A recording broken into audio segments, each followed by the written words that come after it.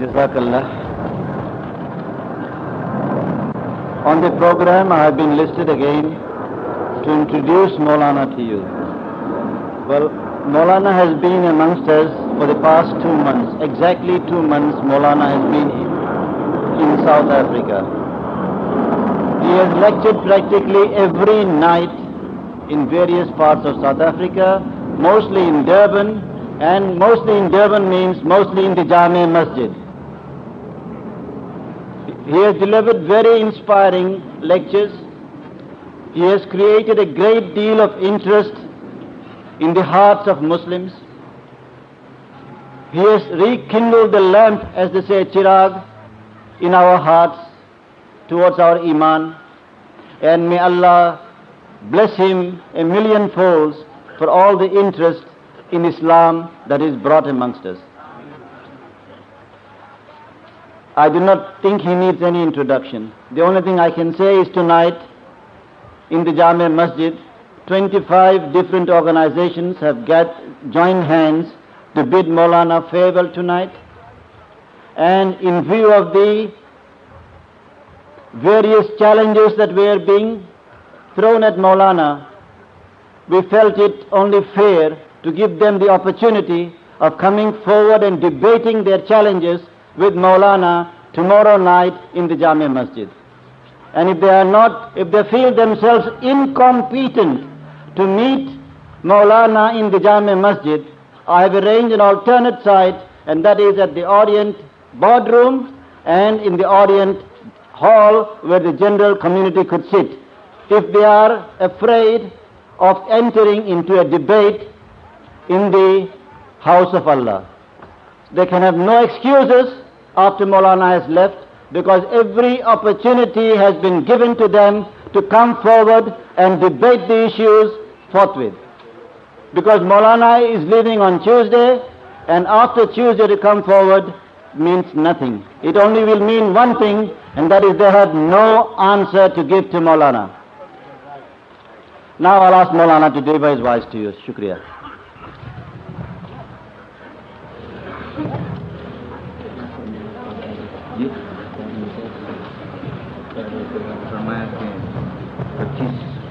Before Maulana does so, I've got ND 115.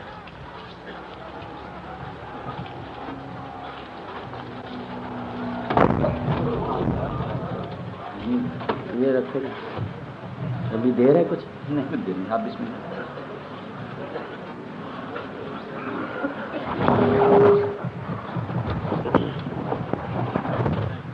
یا اللہ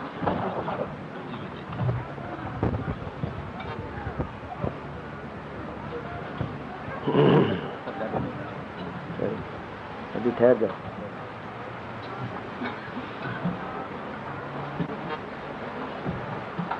حضرات، آج میں بہت ہی زیادہ تھکا ہوا ہوں. کیپ ٹاؤن کا معاملہ دربن سے مختلف ہے. یہاں رات کو 7:45 بجے زیادہ سے زیادہ 8 بجے تقریر شروع ہوتی ہے، 10 ساڑھے 10 بجے ختم ہوتی ہے. وہاں 9:30 پونے 10 بجے تقریر شروع ہوتی ہے. چنانچہ رات کو جب ہم تقریر ختم کر کے اور تقریر کے بعد کھانا کھا کر گھر پہنچے تو رات کے 3 بجے ہوئے تھے. تو اس کے بعد خیال یہ تھا کہ ابھی 5:30 بجے جانا ہے ایئرپورٹ پر. مختصر یہ کہ 1 منٹ بھی میں نے نیند نہیں کی رات، اور صبح کی نماز، فجر کی نماز ایئرپورٹ پر آ کر ادا کی ہے. تو بہت ہی زیادہ تھکا ہوا ہوں. مجھے اس وقت ہوش نہیں ہے تھکاوٹ سے اور نیند کی وجہ سے. لیکن یہاں بڑا عظیم الشان جلسہ ہے، بڑا عظیم الشان اجتماع ہے. آپ حضرات دعا فرمائیے کہ اللہ تبارک و تعالی بیان کرنے کی توفیق عطا فرمائے.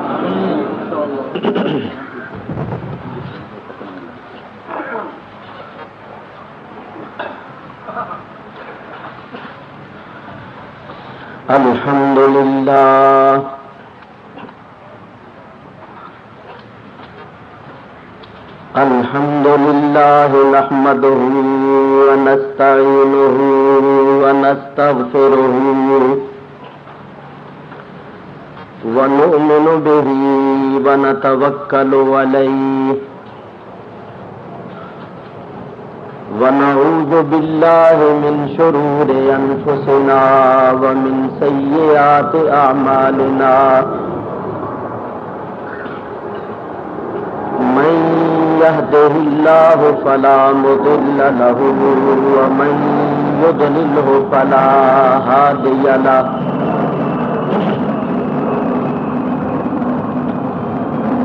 ونشهد أن لا إله إلا الله وحده لا شريك له ونشهد أن سيدنا ومولانا وشفيعنا وحبيب ربنا ومطلوب ربنا ومقصودنا ومقصود ربنا ومرغوبنا ومرغوب ربنا ومأوانا وملجأنا محمدا عبده ورسوله صلى الله تعالى عليه وعلى آله وأصحابه وبارك وسلم أما بعد فأعوذ بالله من الشيطان الرجيم بسم الله الرحمن الرحيم هو الذي أرسل رسوله بالهدى ودين الحق ليظهره على الدين كله وكفى بالله شهيدا صدق الله العلي العظيم. درود شریف پڑھیے. اللہم صلی علی سیدنا مولانا محمد وعلی آل سیدنا ومولانا محمد واصحاب سیدنا ومولانا محمد وبارک وسلم. الصلاة والسلام علیک یا رسول اللہ. الصلاة والسلام عليك يا حبيب الله. الصلاة والسلام عليك يا رحمة للعالمين وعلى آلك وأصحابك يا شفيع المذنبين.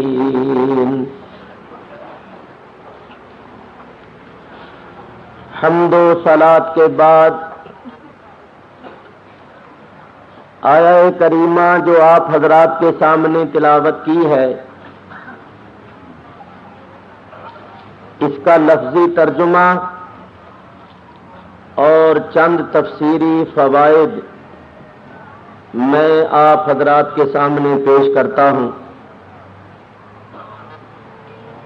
آپ حضرات بڑے سکون اور بڑے اطمینان کے ساتھ تشریف رکھتے ہوئے سنیں. وما توفیقی الا باللہ العلی العظیم. ارشاد ہوتا ہے هو الذی ارسل رسولہ، وہ ہے جس نے بھیجا اپنے رسول کو بالہدی ودین الحق، ہدایت اور سچا دین دے کر، لیظہرہ علی الدین کلہ، تاکہ اس سچے دین کو تمام دینوں پر غالب کر دیا جائے. وَكَفَى بِاللَّهِ شَهِيدًا، اور کافی ہے اللہ تعالی شہید۔ یہ ہے آیہ کریمہ کا لفظی ترجمہ۔ تشریح اور تفسیر کے سلسلے میں جو باتیں عرض کرنی ہیں، سب سے پہلی بات یہ ہے کہ اللہ تعالیٰ ارشاد فرماتا ہے هو الذی ارسل رسولہ، وہ ہے جس نے بھیجا اپنے رسول کو۔ تو سوال یہ ہے کہ وہ کون ہے؟ اس نے اپنا نام تو لیا ہی نہیں، نہ ذاتی نام لیا ہے اور نہ صفاتی نام لیا ہے۔ یوں نہیں فرمایا هو اللہ الذی ارسل رسولہ کہ وہ اللہ ہے جس نے بھیجا اپنے رسول کو۔ یوں بھی نہیں فرمایا هو الرحمن الذی ارسل رسولہ، وہ رحمان ہے جس نے بھیجا اپنے رسول کو۔ یعنی اللہ تعالی نے نہ تو اپنا ذاتی نام لیا ہے اور نہ صفاتی نام لیا ہے۔ کیا فرمایا؟ هو الذی، وہ ہے جس نے ارسل رسولہ، بھیجا اپنے رسول کو۔ پڑھے لکھے حضرات توجہ کریں، ہووا ضمیر ہے جو غائب کے لیے آتی ہے، اس کا معنی ہے وہ،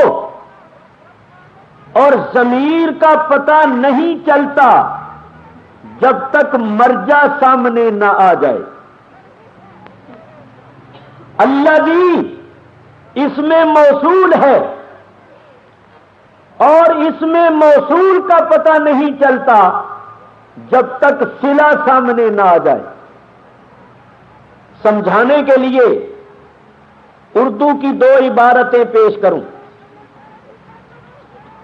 میں یوں کہوں کہ زید آیا اور اس نے قرآن پڑھا، اس عبارت میں اس نے یہ ضمیر ہے، اور اس ضمیر کا مرجع کون ہے؟ زید۔ زید آیا اور اس نے یعنی زید نے قرآن پڑھا۔ اگر میں صرف یہی کہتا رہوں اس نے قرآن پڑھا، اس نے قرآن پڑھا، تو آپ کو پتہ نہیں چلے گا کہ قرآن کس نے پڑھا، کیونکہ میں ضمیر کا بیان کر رہا ہوں، ضمیر کا ذکر کر رہا ہوں، اور ضمیر کا جو مرجع ہے یعنی جدھر ضمیر لوٹتی ہے اس کا ذکر نہیں کر رہا۔ تو اس بات سے آپ حضرات سمجھ گئے کہ ضمیر کا پتہ نہیں چلتا جب تک مرجع سامنے نہ ہو۔ الذی اس میں موصول ہے، اور اس میں موصول کا پتہ بھی نہیں چلتا جب تک صلہ سامنے نہ آ جائے۔ اس کو سمجھانے کے لیے بھی ایک مثال پیش کروں۔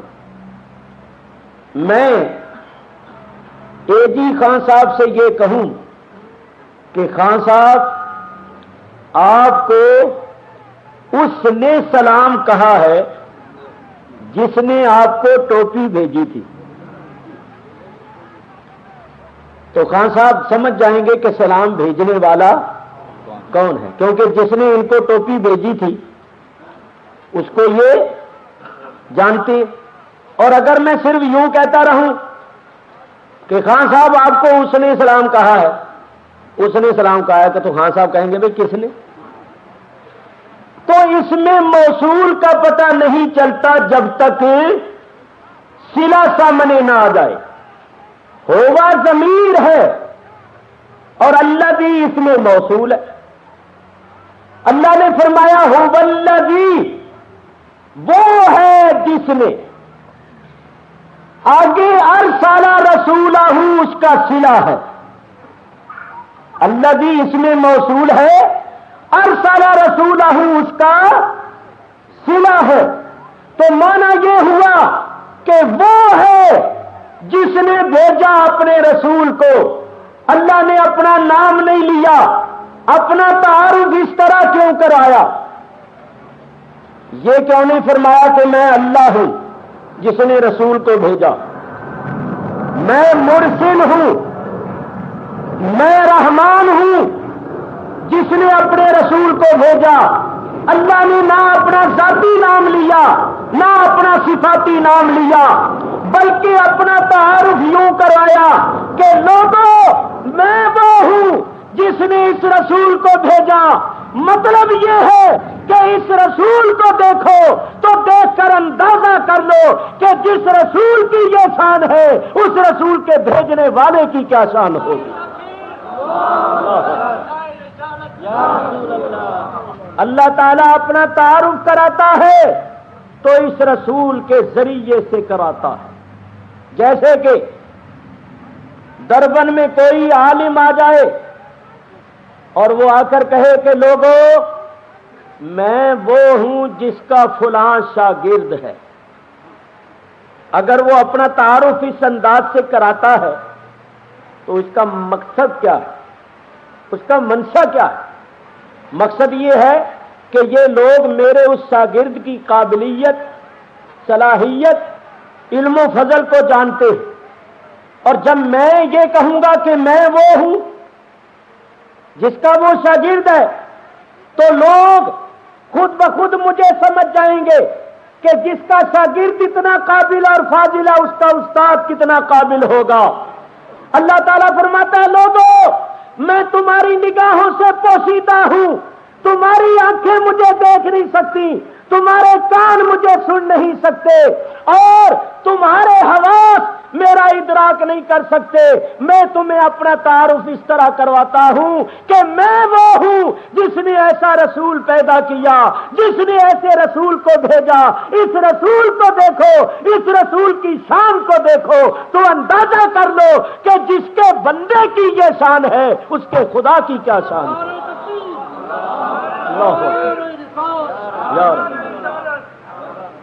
قابل استاد کا پتہ اس کے قابل شاگرد سے چلتا ہے، کاریگر کا پتہ اس کی بنائی ہوئی چیز سے چلتا ہے، خدا کے کمال کا پتہ مصطفیٰ کے جمال سے چلتا ہے۔ خدا کے کمال کو دیکھنا ہو تو مصطفیٰ کے کمال کو دیکھو، خدا کے جمال کو دیکھنا ہو تو مصطفیٰ کے جمال کو دیکھو، خدا کے علم کو دیکھنا ہو تو مصطفیٰ کے علم کو دیکھو، خدا کے علم کو دیکھنا ہو تو مصطفیٰ کے علم کو دیکھو، خدا کی شان رحیمی کو دیکھنا ہو مصطفیٰ کی شان رحمت کو دیکھو۔ ارے ان کے کمالات کو دیکھو تو خدا کے کمالات کا اندازہ کرو۔ اللہ اکبر۔ خدا تعالی یہ بتا رہا ہے کہ جس طرح ضمیر کا پتہ بغیر مرجع کے نہیں چلتا، اس میں موصول کا پتہ بغیر صلے کے نہیں چلتا، اسی طرح تمہیں میرا پتہ بغیر میرے حبیب کے نہیں چل سکتا۔ اگر تم میرا پتہ لگانا چاہتے ہو، میری ذات و صفات کی معرفت حاصل کرنا چاہتے ہو تو میرے حبیب کے ساتھ تعلق پیدا کرو۔ جب تک ان کا دامن نہیں تھامو گے تم مجھے نہیں سمجھ سکتے۔ تو اللہ تعالی کی ذات و صفات کی معرفت کا ذریعہ ذات محمد مصطفیٰ ہے صلی اللہ تعالی علیہ وسلم۔ ڈاکٹر اقبال نے بڑا ہی پیارا شعر کہا، پہلے بھی آپ کو سنایا ہے، آج بھی سناتا ہوں کیونکہ مضمون سے متعلق۔ فرماتے ہیں کہ مصطفیٰ آئینہ روئے خدا، مصطفیٰ صلی اللہ علیہ وسلم کیا ہیں؟ آئینہ ہیں اللہ کی ذات کا۔ مصطفیٰ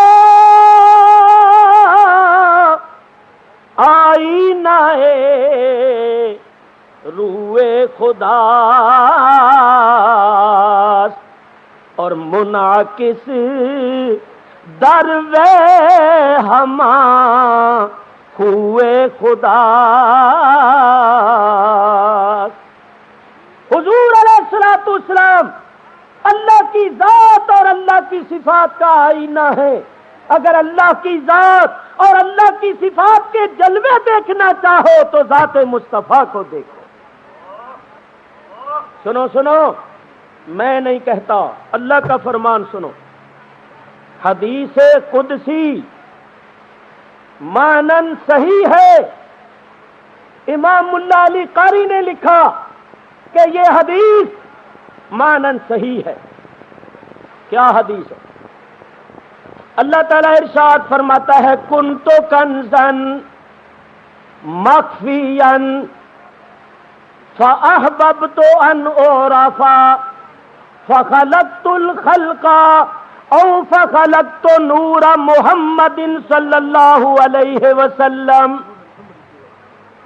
اللہ فرماتا ہے کنت کنزن مخفیا، میں ایک مخفی خزانہ تھا، میں ایک پوشیدہ خزانہ تھا. فاحببت، پس مجھے محبت ہوئی. سب سے پہلے محبت اللہ کو ہوئی ہے. یہ سارا کارخانہ محبت کا ہی ہے. فاحببت، اللہ فرماتا ہے پس مجھے محبت ہوئی، یعنی میں نے چاہا کیا؟ ان اعرفا، کہ میں پہچانا جاؤں. اللہ فرماتا ہے مجھے اس بات کی محبت ہوئی کہ میں پہچانا جاؤں. میں نے یہ چاہا کہ میں پہچانا جاؤں تو میں نے کیا کیا؟ اللہ فرماتا ہے مقصد اللہ تعالی کی معرفت.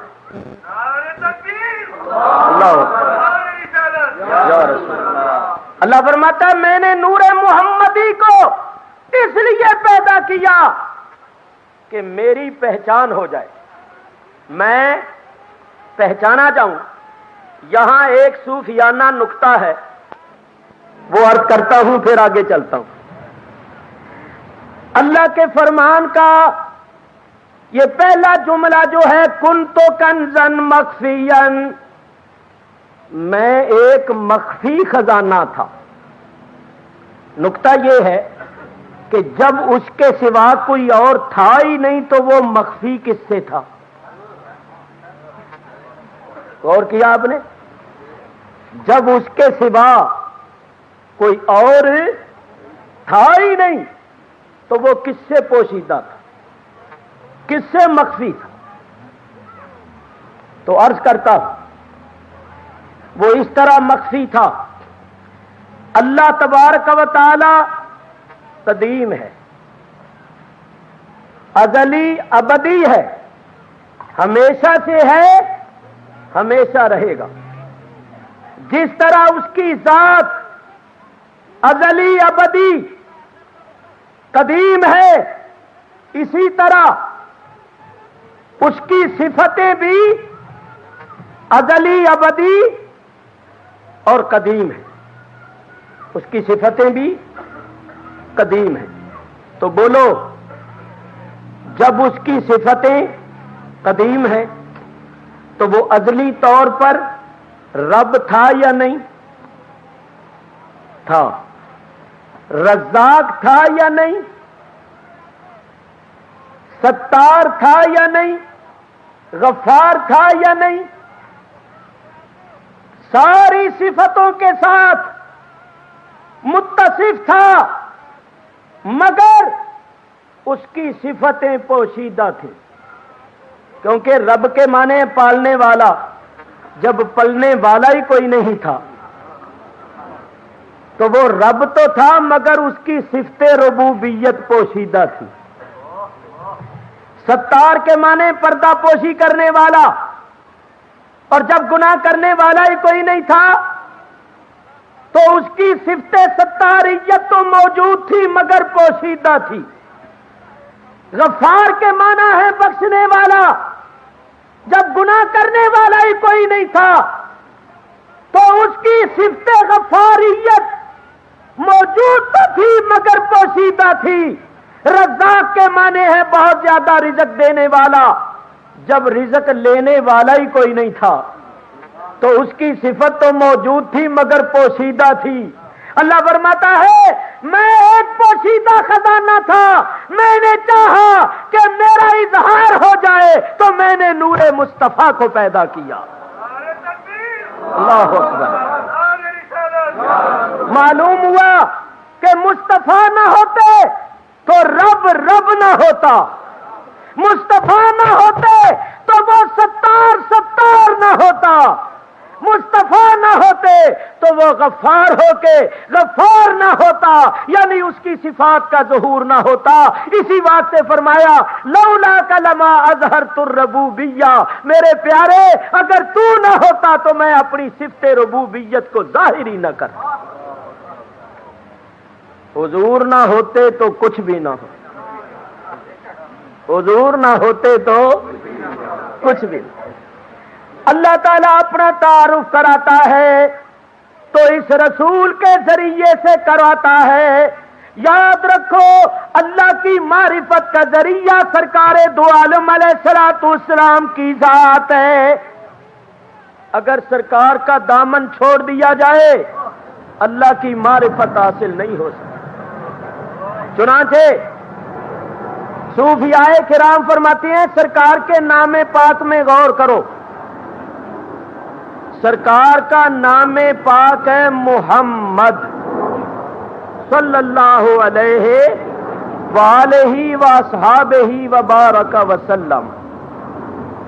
ایسا پیارا نام ہے کہ کوئی چومے نہ چومے ہونٹ خود چوم رہے.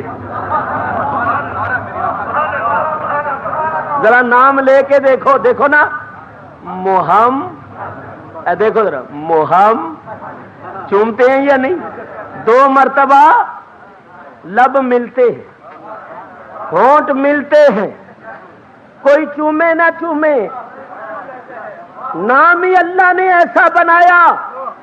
زبان پہ بارے خدایا یہ کس کا نام آیا کہ میرے نطق نے بوسے میری زبان کے لیے. آہا, سرکار کا نام قربان جائیں اس نام کے, اس نام کے ہی قربان جائیں.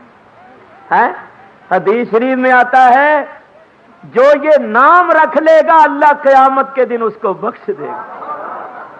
جس کا نام محمد ہوگا اللہ فرمائے گا تیرا نام میرے حبیب کے نام کا ہے, جا تجھے بخش دیا. جس کے نام کی اتنی برکت ہے کہ نام اس کا رکھ لیا جائے تو بخشش ہو جائے, کرم ہو جائے, اور جس کے نام میں اتنی برکت ہے اس کی ذات میں کتنی برکت ہے. خیر, عرض کر رہا تھا اس نام میں غور کرو. سرکار کا نام محمد, سب پڑھو صلی اللہ علیہ وآلہ وصحابہ وبارک وسلم. حضور کے نام میں 4 حرف ہیں, 4, اور اللہ اس میں بھی 4 ہی حرف ہیں. اللہ کے نام میں 2 لام ہیں, حضور کے نام میں 2 میم ہیں. اللہ کے نام کا دوسرا لام مشدد ہے, حضور کے نام کی دوسری میم مشدد ہے. بتانا یہ ہے کہ حرف مشدد جو ہوتا ہے حق سے لے رہے ہیں, دنیا کو دے رہے ہیں.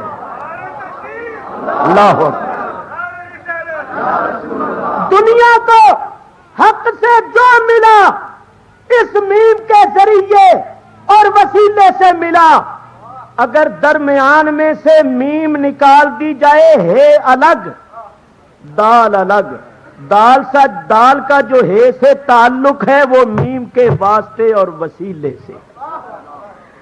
خالق و مخلوق کے درمیان جو رابطہ ہے، جو تعلق ہے، اس تعلق کے پیدا کرنے والے حضرت محمد الرسول اللہ صلی اللہ علیہ وآلہ وصحبہ وبارک وسلم.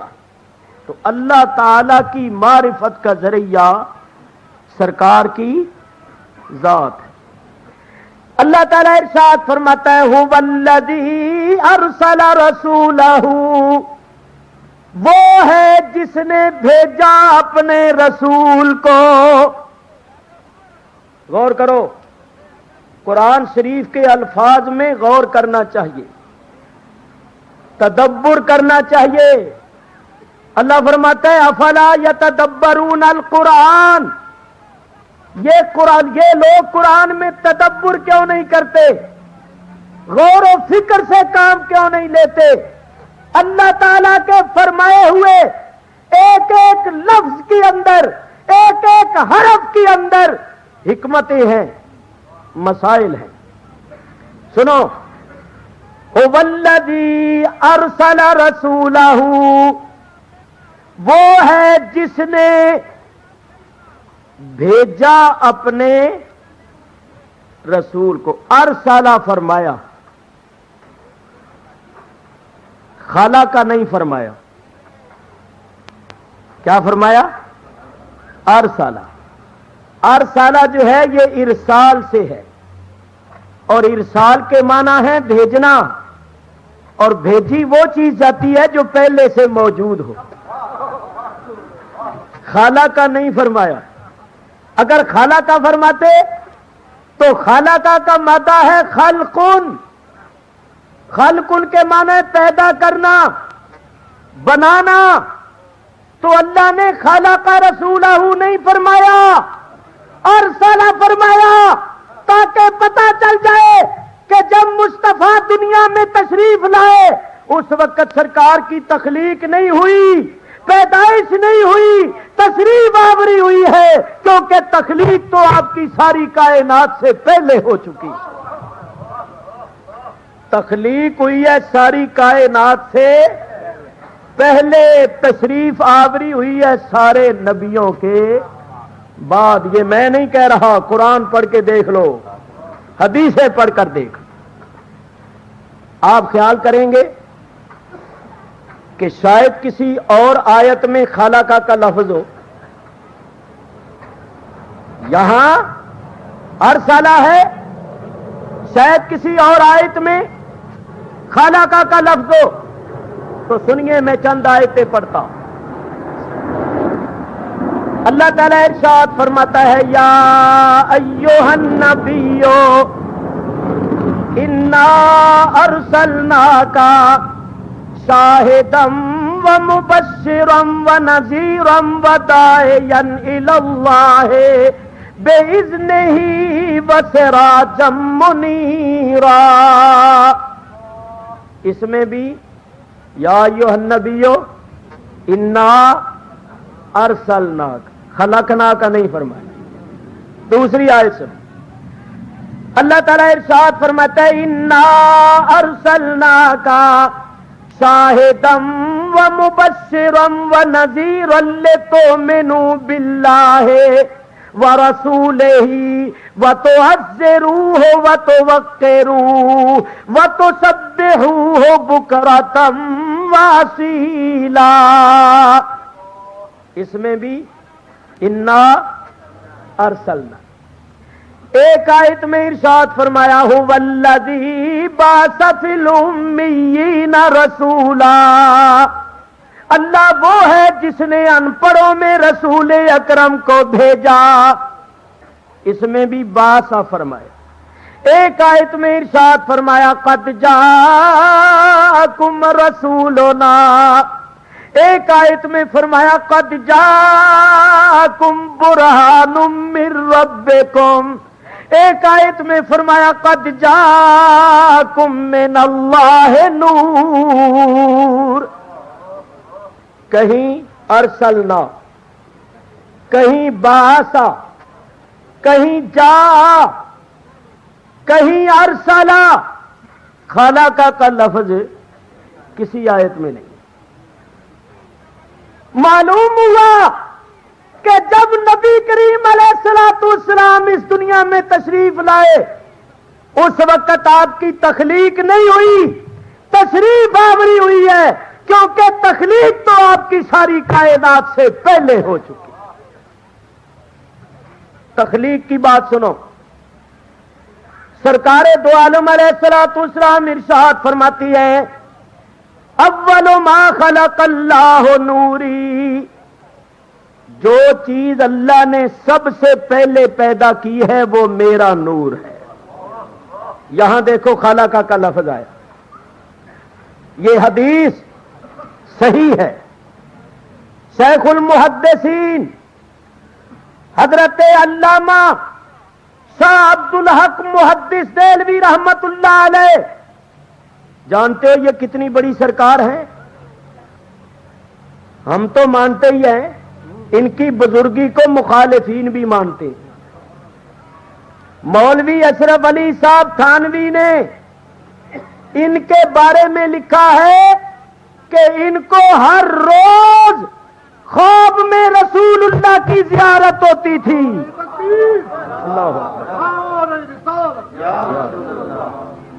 हर रोज। ऐसे उलमा को कहते हैं हुजूरी वाले उलमा, जो रोजाना सरकार की बारगाह में हाजिर होती हैं और बराए रास्त मसले पूछते हैं और हल करते हैं। ये शाह अब्दुल हक मुहद्दिस देलवी रहमतुल्लाह अलैह क्या फरमाते हैं? फरमाते हैं, दर हदीस से सही आमदास्त अव्वल मा खलक़ल्लाहु नूरी। सही हदीस में आया है, हुजूर ने फरमाया अल्लाह ने सबसे पहले मेरे नूर को पैदा किया। दूसरी हदीस पाक सुनो मेरे बुजुर्गों और दोस्तों, ये दूसरी हदीस जिसको मैं आपके सामने पेश करने लगा हूं, गौर से सुनो। इमाम अजल इमाम अब्दुल रज़्ज़ाक़, ये कौन है? हजरत इमाम अहमद बिन हंबल जैसे जलीलुल कदर इमाम के उस्ताद हैं। चार इमाम है ना, उनमें एक इमाम अहमद बिन, उनके ये उस्ताद हैं। और इमाम बुखारी और इमाम मुस्लिम के उस्ताद उल उस्ताद है। इमाम अहमद बिन हंबल फरमाते हैं, मैंने इल्मे हदीस में उन जैसा कोई इमाम नहीं देखा। उन्होंने अपनी सनद के साथ इस हदीस को लिखा।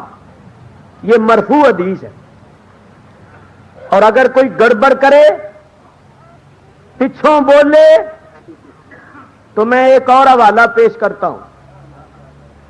मौलवी अशरफ अली साहब थानवी ने नबी करीम की सीरत पर एक किताब लिखी है जिसका नाम है नशरुत्तीब। मेरे पास मौजूद है, इस वक्त भी मौजूद है। उसमें उन्होंने उन्वान कायम किया, बाब बांधा, फसल कायम की, और उसका नाम रखा पहली फसल नूरे मोहम्मदी के बयान में। ये उन्वान कायम करके नीचे इसी हदीस को लिखा है। उन्होंने तर्जुमा लिखा है, मैं आपको अरबी सुनाऊंगा। और इस हदीस को सुनाने से पहले एक बात और भी अर्ज करूं। इमाम कस्तलानी शारह सही बुखारी ने इस हदीस को नकल किया, और इमाम अब्दुल रज़्ज़ाक़ की किताब मुसन्नफ का हवाला दिया। थानवी साहब ने भी इस हदीस को नकल किया और मुसन्नफ अब्दुल रज़्ज़ाक़ का हवाला दिया। बड़े बड़े जलीलुल कदर इमामों ने इस हदीस को लिखा और किताब का हवाला दिया। उसी किताब को इन देवबंदियों ने अब छपवाया है। उसी किताब मुसन्नफ अब्दुल रज़्ज़ाक़ को, जिसका हवाला सारे इमाम और खुद इनके मौलवी भी देते चले आ रहे हैं, इन्होंने उस किताब को अब छपवाया है, तो उस किताब से ये हदीस ही निकाल दी है।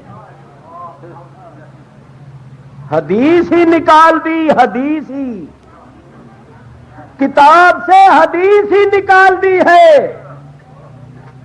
چلو بھائی اگر تم نہیں مانتے ہو تو نہ مانو، مگر حدیث تو نہیں نہ نکالنی چاہیے، کتاب میں سے حدیث کو ہی نکال دینا، تو یہ حدیثوں کے چور ہیں، رسول اللہ کی حدیثوں کے چور ہیں۔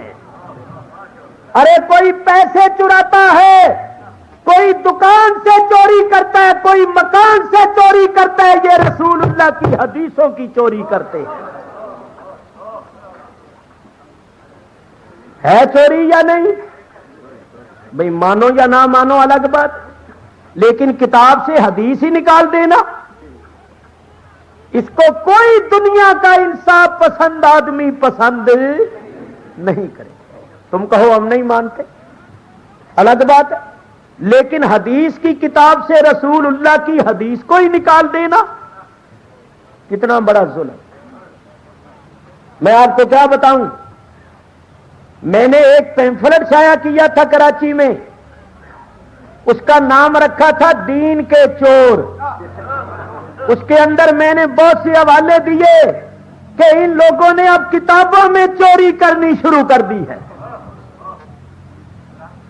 غوث اعظم محبوب سبحانی شیخ سید عبد القادر جیلانی رضی اللہ تعالی عنہ، ان کی مشہور کتاب ہے جس کا نام ہے فتوح الغیب۔ کراچی کے وہابیوں نے اس کتاب کو چھاپا ہے۔ اس کے اندر غوث اعظم کا کیا فرمان ہے؟ غوث اعظم فرماتے ہیں کہ ولی اللہ جب قطبیت کے درجے کو پہنچتا ہے، غوثیت کے درجے کو پہنچتا ہے، تو وقد یرد الیہ التکوین، کن کہنا اس کی طرف لوٹا دیا جاتا ہے۔ تو وہ کتب، وہ غوث کن کہتا ہے، کن کے معنی ہو جا، وہ کہتا ہے ہو جا تو چیز ہو جاتی ہے، یعنی کن کہنا اس کو عطا ہوتا ہے۔ انہوں نے وہ کتاب چھاپی ہے، اس میں سے یہ عبارت ہی نکال دی کیونکہ ان کے مسلک کے خلاف ہے۔ شاہ عبدالعزیز محدث دہلوی رحمت اللہ علیہ نے شیعوں کے رد میں کتاب لکھی ہے تحفہ اثنا عشریہ۔ اس کے اندر انہوں نے لکھا ہے کہ یہ شیعہ لوگ جو ہیں، یہ ہم سنیوں کو کہتے ہیں کہ ہم اہل بیت کے دشمن ہیں۔ تو شاہ صاحب لکھتے ہیں ہم اہل بیت کے دشمن کیسے ہو سکتے ہیں؟ ہم اہل سنت و جماعت کے سارے بزرگان دین، چاروں سلسلوں کے مشائخ حضرت امام حسن حسین کی نظر و نیاز کرتے ہیں، تو اگر ہم مخالف ہوں تو ہم ان کی نظر و نیاز کیسے کریں؟ سارے اہل سنت اور اہل سنت کے چاروں سلسلوں کے بزرگ امامین کی نظر و نیاز کرتی ہیں، تو اگر ہم مخالف ہوں تو ہم ان کی نظر و نیاز کیسے کریں؟ یہ نظر و نیاز کے منکر ہیں، امام حسن حسین کی نظر و نیاز کے منکر ہیں۔ انہوں نے تحفہ اثنا عشریہ شاہ صاحب کی کتاب کراچی میں چھاپی ہے، اس میں سے یہ عبارت ہی نکال دی، عبارت ہی نکال دی۔ ارے بھائی تم نظر و نیاز کو نہیں مانتے ہو، نہ مانو، نہیں دیتے ہو نہ دو، لیکن بزرگوں کی کتابوں میں سے عبارتیں تو نہ نکال لو، چوری تو نہ کرو۔ چوری کرنا تو بہت برا ہے۔ تو بولو یہودی جو تھے، یہودی ان کا کیا کام تھا؟ وہ تورات میں سے حضور کی نعت کو چھپاتے تھے، یہ قرآن حدیث سے حضور کے اوصاف کو چھپاتے ہیں۔ میں غلط نہیں کہتا، ذمہ داری سے کہہ رہا ہوں۔ میں جو بات کرتا ہوں الحمدللہ ذمہ داری سے کرتا ہوں۔ کسی پر بہتان باندھنا، الزام لگانا گناہ عظیم ہے، لیکن میں شور کیوں مچاتا ہوں؟ جس کا گھر لٹے وہ شور مچاتا ہے یا نہیں مچاتا؟ میرا گھر لٹ رہا ہے، میرے یہ بھولے بالے سنی، میرے یہ ہم مسلک سنی، یہ ان کے دھوکے اور فریب کا شکار ہو رہے ہیں تو میرا گھر لٹ رہا ہے، میرے عقیدے کے لوگ بدل رہے ہیں، ان کے دھوکوں کا شکار ہو رہے ہیں، میں شور مچا رہا ہوں۔ کیوں میں شور مچاؤں؟ رسول اللہ کے در کا کتا ہوں۔ اللہ اکبر۔ شور آتا ہے تو کتا شور مچاتا ہے یا نہیں؟ وہ حق کے نمک ادا کرتا ہے یا نہیں؟ جس گھر کے ٹکڑے کھاتا ہے اس گھر کے واسطے کھڑا ہوتا ہے۔ چور آتا ہے تو اس کا کام ہے وہ شور مچاتا ہے۔ میں رسول اللہ کے در کا کتا ہوں، رسول اللہ کے در کے ٹکڑے کھاتا ہوں، ان کے دربار کا کتا ہو کے شور مچا رہا ہوں کہ ان چوروں سے بچو، اپنے ایمان کی حفاظت کرو۔ یہ خدا کی قسم، یہ جان رسول اللہ کے نام پر وقف ہے۔ یہ جان پہلے بھی قربان ہوئی ہے کئی مرتبہ، انہوں نے کئی مرتبہ مجھے مارنے کی کوشش کی ہے، مجھ پر قاتلانہ حملے کیے ہیں، مگر اللہ نے ہمیشہ مہربانی فرمائی۔ میں اس بھرے مجمع میں خدا کی قسم کھا کے کہتا ہوں، مجھے رسول اللہ کی طرف سے بشارت ہوئی، تیرا کوئی نقصان نہیں کر سکیں گے۔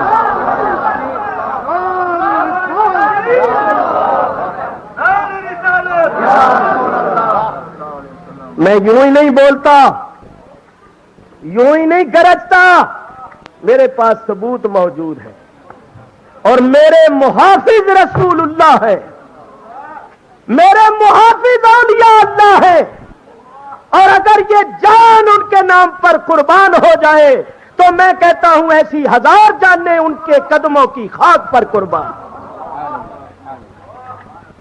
ہمیں کسی سے ذاتی عداوت نہیں ہے، ذاتی دشمنی نہیں ہے، خدا کی قسم کسی سے ذاتی عداوت نہیں۔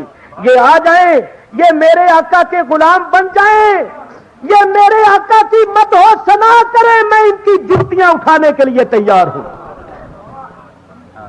میں تو کہتا ہوں ان سے کہ مجھے گالیاں دیتے رہو، میرے آقا کو کچھ نہ کہو، مجھے جو مرضی کہتے رہو، اگر میں تمہیں کچھ بھی کہوں گا تو جو مرضی کہنا، مجھے گالیاں دیتے رہو، صبح سے لے کر شام تک میری برائی کرتے رہو، میں تمہیں کچھ نہیں کہوں گا، لیکن میرے آقا کو کچھ نہ کہو۔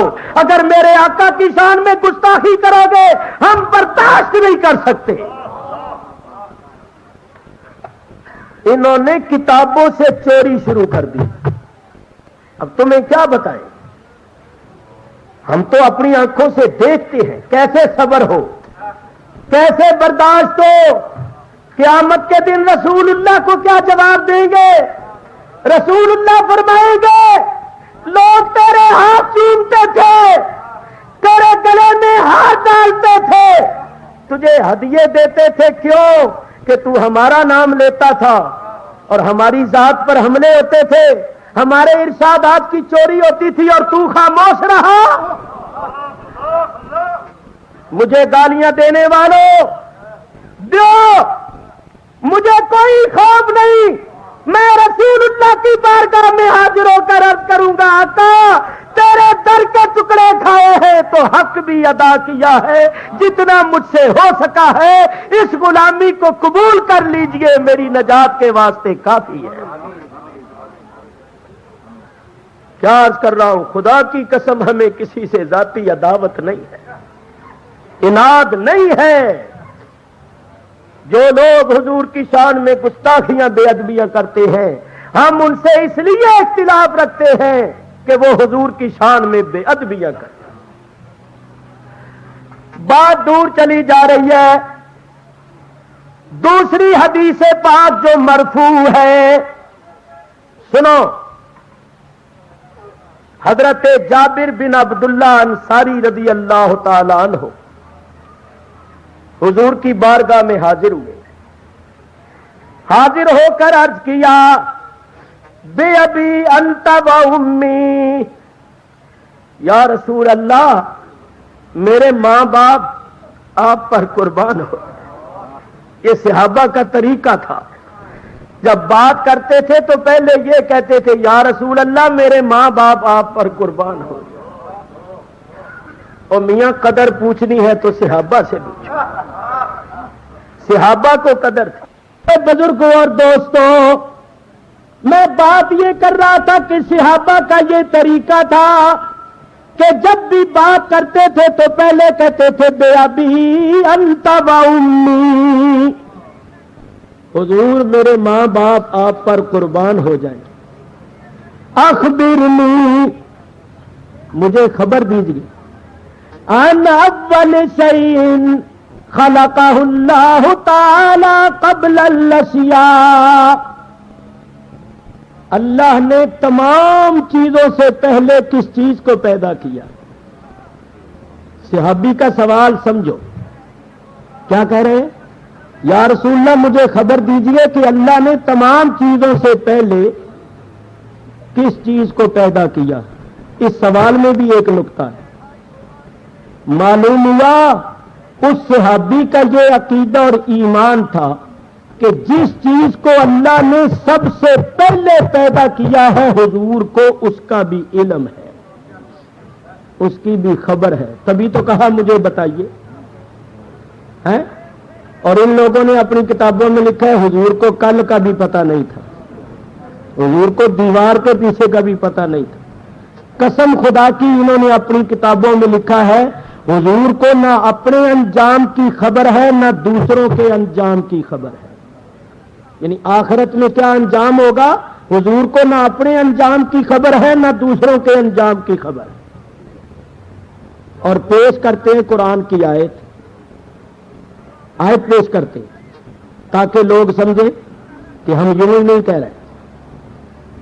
آیت قرآن کی پیش کرتی ہے کہ نبی کریم علیہ الصلوۃ والسلام نے فرمایا لا ادری ما یفعل بی ولا بکم. یہ آیت پیش کرتے ہیں لا ادری، میں نہیں جانتا، ما یفعل بی ولا بکم، کہ میرے ساتھ کیا ہوگا تمہارے ساتھ کیا، آخرت میں میرے ساتھ کیا ہوگا تمہارے ساتھ کیا ہوگا یہ میں نہیں جانتا. اس آیت کو لکھ کر کہتے ہیں حضور کو اپنے انجام کی بھی خبر نہیں اور دوسروں کے انجام کی بھی خبر نہیں. اس گھر کو آگ لگ گئی گھر کے چراغ سے. خدا کے لیے ذرا سوچو، اگر اس آیت کا جو یہ مفہوم بیان کرتے ہیں اس مفہوم کو صحیح سمجھ کر ہم یہی عقیدہ اختیار کر لیں کہ حضور کو اپنے انجام کی بھی خبر نہیں اور دوسروں کے انجام کی بھی خبر نہیں، تو شیعوں سے ہو جائے ہمارا مناظرہ، شیعوں سے. تو ہم شیعوں کے سامنے یہ پیش کریں کہ نبی کریم نے فرمایا کہ ابو بکر صدیق جنتی، عمر جنتی، عثمان جنتی، علی جنتی، طلحہ جنتی، زبیر جنتی، سعد جنتی، سعید جنتی، عبد الرحمن بن عوف جنتی، ابو عبیدہ جنتی. یہ 10 ہیں جن کو کہتے ہیں عشرہ مبشرہ. ہم یہ کہیں کہ حضور نے ان کو جنت کی بشارت دی ہے تو وہ کہیں گے دیکھو تمہارے مولویوں نے تو لکھا ہے کہ حضور کو نہ اپنے انجام کی خبر ہے نہ دوسروں کے انجام کی خبر ہے. تو جس کو اپنے انجام کی بھی خبر نہیں دوسروں کے انجام کی بھی خبر نہیں ہے وہ کیسے یہ بتا سکتا ہے اور اس کی بات کیسے صحیح ہو سکتی ہے؟ تو یہ شیعوں کو کیا جواب دیں گے؟ اور بہت سی آیتوں کا انکار ہوگا، بہت سی حدیثوں کا انکار ہوگا. حضور فرماتے ہیں اذا یئسو الکرامت والمفاتیح یومئذ بیدی، قیامت کے دن جب سب لوگ مایوس ہوں گے بزرگی اور چابیاں میرے ہاتھ میں ہوں گی. فرمایا ولواء الحمد بیدی، حمد کا جھنڈا میرے ہاتھ میں ہوگا.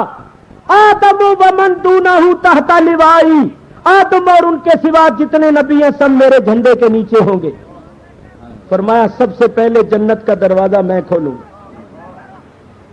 حضور علیہ الصلوۃ والسلام نے ارشاد فرمایا بدر میں جتنے شریک ہوئے فرمایا اے منو ما شئتم قد غفر اللہ لکم، صحیح بخاری کی حدیث ہے، اور بدر میں شریک ہونے والوں اب تم جو چاہو کرو، اللہ نے تمہیں بخش دیا ہے۔ حضور نے فرمایا جنہوں نے تو درخت کے نیچے میری بیعت کی تھی، لقد رضی اللہ عن المؤمنین اذ یبایعونک تحت الشجرہ، فرمایا اللہ نے ان کو بخش دیا۔ مختصر بات کروں، حضور فرماتے ہیں طوبی لمن رآنی، جس نے بھی مجھے ایمان کے ساتھ دیکھ لیا اس کے واسطے خوشخبری ہے۔ سرکار تو یہ فرمائے، سرکار فرماتے ہیں کل امتی یدخلون الجنہ، میری ساری امت جنت میں جائے گی، اور یہ کہتے ہیں حضور کو اپنے انجام کی بھی خبر نہیں اور دوسروں کے انجام کی بھی خبر نہیں، اور پیش کرتے ہیں آیت۔ جو لوگ اصل حقیقت کو نہیں سمجھتے وہ کہتے ہیں بھی قرآن کی آیت پیش کر رہے ہیں تو قرآن پر تو ایمان رکھنا چاہیے۔ اور میں تمہیں بتاؤں قرآن کی آیت تو صحیح ہے مگر جو مطلب بیان کرتے ہیں وہ غلط ہے۔ حضرت علی کرم اللہ تعالی وجہ الکریم کے زمانے میں جو خارجی تھے وہ حضرت علی کو چھوڑ کر الگ ہو گئے، اسی واسطے ان کو خارجی کہتے، تو وہ بھی قرآن کی آیت ہی پڑھتے، کہتے تھے ان الحکم الا للہ، اللہ کے سوا کسی کا حکم نہیں، اللہ کے سوا کوئی حاکم نہیں۔ جب اللہ کے سوا کسی کا حکم ہی نہیں، کوئی حاکم ہی نہیں، تو ہم بھی حضرت علی کو حاکم نہیں مانتے، ہم بھی ان کا حکم نہیں مانتے۔ تو حضرت علی کیا فرماتے تھے؟ فرماتے تھے کلمۃ حق ارید بہا باطل، کلمہ جو کہتے ہیں وہ تو حق ہے مگر جو اس کی مراد لیتے ہیں وہ باطل ہے۔ یعنی ان الحکم الا للہ کلمہ تو حق ہے مگر جو مفہوم اور جو مطلب اس کا یہ لے رہے ہیں وہ باطل ہے، غلط ہے۔ حقیقی طور پر اللہ حاکم ہے مگر آگے اللہ اور دوسروں کے انجام کی بھی خبر اور پیش کرتے ہیں آیت۔ جو لوگ اصل حقیقت کو نہیں سمجھتے وہ کہتے ہیں بھی قرآن کی آیت پیش کر رہے ہیں تو قرآن پر تو ایمان رکھنا چاہیے۔ اور میں تمہیں بتاؤں قرآن کی آیت تو صحیح ہے مگر جو مطلب بیان کرتے ہیں وہ غلط ہے۔ حضرت علی کرم اللہ تعالی وجہ الکریم کے زمانے میں جو خارجی تھے وہ حضرت علی کو چھوڑ کر الگ ہو گئے، اسی واسطے ان کو خارجی کہتے ہیں، تو وہ بھی قرآن کی آیت ہی پڑھتے، کہتے تھے ان الحکم الا للہ، اللہ کے سوا کسی کا حکم نہیں، اللہ کے سوا کوئی حاکم نہیں۔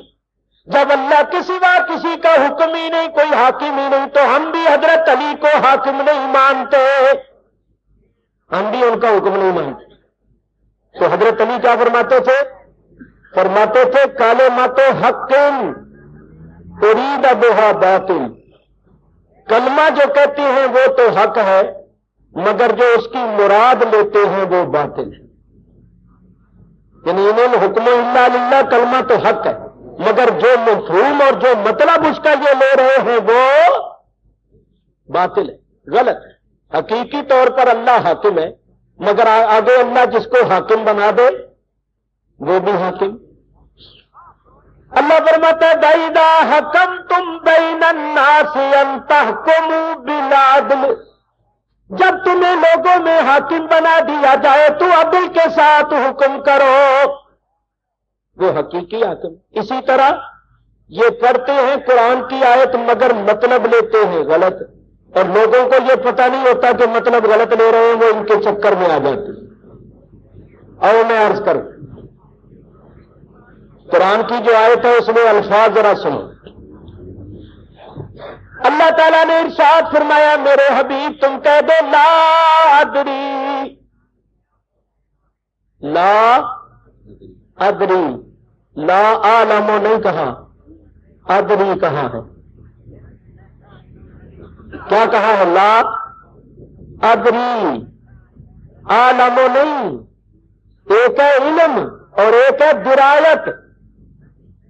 ادری درایت سے ہے اور درایت کہتی ہیں کسی چیز کو اٹکل پچو سے جاننا، قیاس سے جاننا، جیسا کہ عرب کے کاہن، جادوگر وغیرہ قیاس آرائیاں کرتے تھے، لڑکا ہوگا اٹکل پچو مارتے رہتے تھے۔ اگر اٹکل پچو کس کو کہتی ہیں یہ بھی سمجھانے کے لیے ایک بات کروں تاکہ پوری طرح مسئلہ سمجھ میں آ جائے۔ ایک راجا تھا، راجا ہندو راجا، اس نے ایک پنڈت رکھا ہوا تھا۔ یہ ہندو راجے پنڈتوں کو، جادوگروں کو، اس قسم کے لوگوں کو رکھتے۔ وہ پنڈت جی جو تھے وہ کوئی نہ کوئی ہوائی چھوڑ دیتے اور اپنی روٹیاں سیدھی کر لیتے۔ کبھی کہتے راجا جی یہ سال تمہارے لیے بہت اچھا سال ہے، یہ مہینہ تمہارے لیے بڑا منحوس ہے، اس قسم کی وہ چھوڑتے رہتے۔ راجے کے گھر میں امیدواری تھی، بچہ ہونے والا تھا۔ راجے نے پنڈت جی سے پوچھا، پنڈت جی بولو لڑکا ہوگا جو لڑکی؟ پنڈت جی پھنس گئے۔ پنڈت جی نے کہا کہ پہلے تو میں اپنے جی سے کوئی نہ کوئی بات گھڑ کے سوچ کے چھوڑ دیتا تھا اور کام چلا لیتا تھا، اب تو میں بری طرح پھنس گیا۔ اگر میں نے کہہ دیا لڑکا ہوگا لڑکی ہو گئی تو مصیبت، اگر کہہ دیا لڑکی ہو گیا لڑکا تو جھوٹا ہو جاؤں گا، اور اگر کچھ بھی نہ ہوا تو ایسا بھی تو ہو جاتا ہے نا کبھی، معاملہ سکاتا یس کو تو والا ہو جائے تو پنڈت جی پھنس گئے۔ اب وہ اٹکل پچو مارنے لگے۔ میں تمہیں بتانے لگا ہوں اٹکل پچو کس کو کہتے ہیں۔ اب پنڈت جی اٹکل پچو مارنے لگے۔ پنڈت جی کہنے لگے راجا جی جو کچھ ہونا ہے نا وہ میرے علم میں ہے، جانتا ہوں میں، لیکن اس کا ظاہر کرنا مصلحت کے خلاف۔ کیوں کہ آپ ہیں راجے، آپ ہیں بادشاہ، اور اولاد آپ کی ہے کوئی نہیں۔ دشمن یہی چاہتی ہے کہ ان کی اولاد آگے نہ ہو تاکہ ان کی حکومت پر، تخت و تاج پر قبضہ کرے۔ تو اگر ظاہر کر دیا تو وہ کوئی جادو ٹونا کر کے معاملہ گڑبڑ کر دیں گے، اس لیے میں کاغذ پر لکھ دیتا ہوں کہ کیا ہوگا، اور جو کچھ میں لکھوں گا وہی کچھ ہوگا۔ کاغذ لکھ کے آپ کو دے دیتا ہوں اور آپ اس کو کسی محفوظ جگہ پر، کسی پیٹی کے اندر لاک کر کے سیف میں رکھ لیجئے، کسی کو مت دکھائیے۔ جب بچہ ہو جائے میرا لکھا ہوا کاغذ کھول کے دیکھنا، جو میں نے لکھا ہوگا وہی کچھ ہوگا۔ راجے نے کہا بہت اچھا۔ پنڈت جی نے کاغذ کے اوپر لکھا لڑکا نہ لڑکی، لڑکا نہ لڑکی، اور کاغذ اکٹھا کر کے نا دے دیا، تو کھولنا نہیں اس کو۔ جب بچہ ہو جائے نکال کے دیکھنا، جو میں نے لکھا ہوگا وہی ہوگا۔ اب جانتے پنڈت جی نے اٹکل پچو کیا مارا تھا کہ اگر ہو گیا لڑکا تو میں کہوں گا صاحب میں نے تو پہلے ہی لکھ دیا تھا لڑکا نہ لڑکی۔ لڑکے پر ذرا وقف کر کے نہ کو لڑکی کے ساتھ لگاؤں گا کہ صاحب میں نے پہلے ہی لکھ دیا تھا لڑکا نہ لڑکی، اور اگر ہو گئی لڑکی تو میں کہوں گا صاحب میں نے تو پہلے ہی لکھ دیا تھا لڑکا نہ لڑکی۔ اور اگر کچھ بھی نہ ہوا، اگر کچھ بھی نہ ہوا تو میں کہوں گا صاحب میں نے تو پہلے ہی لکھ دیا تھا لڑکا نہ لڑکی۔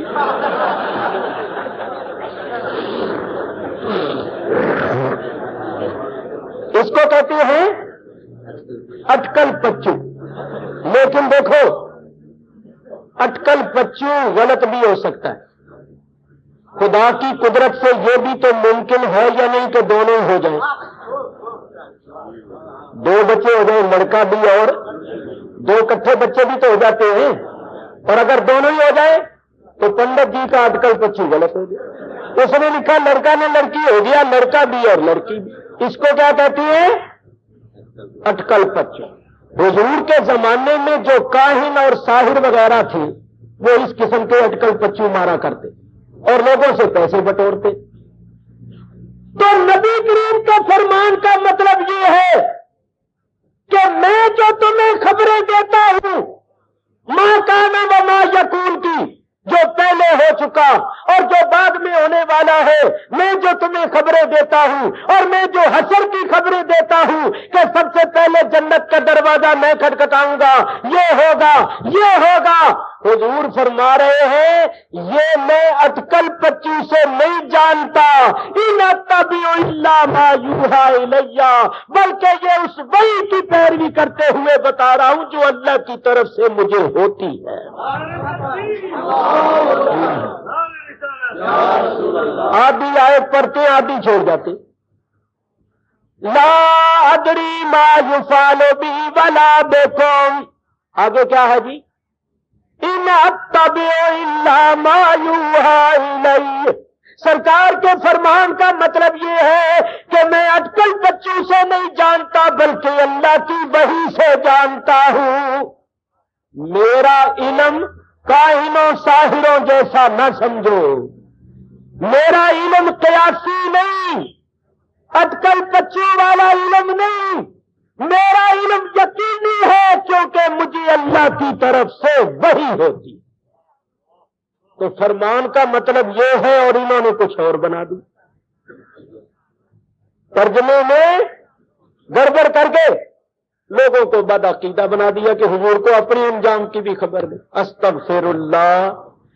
اللہ تعالیٰ ارشاد فرماتا ہے عسیٰ ان یبعثک ربک مقاما محمودا، اے حبیب ان قریب تیرا رب تجھے مقام محمود پر بٹھائے گا۔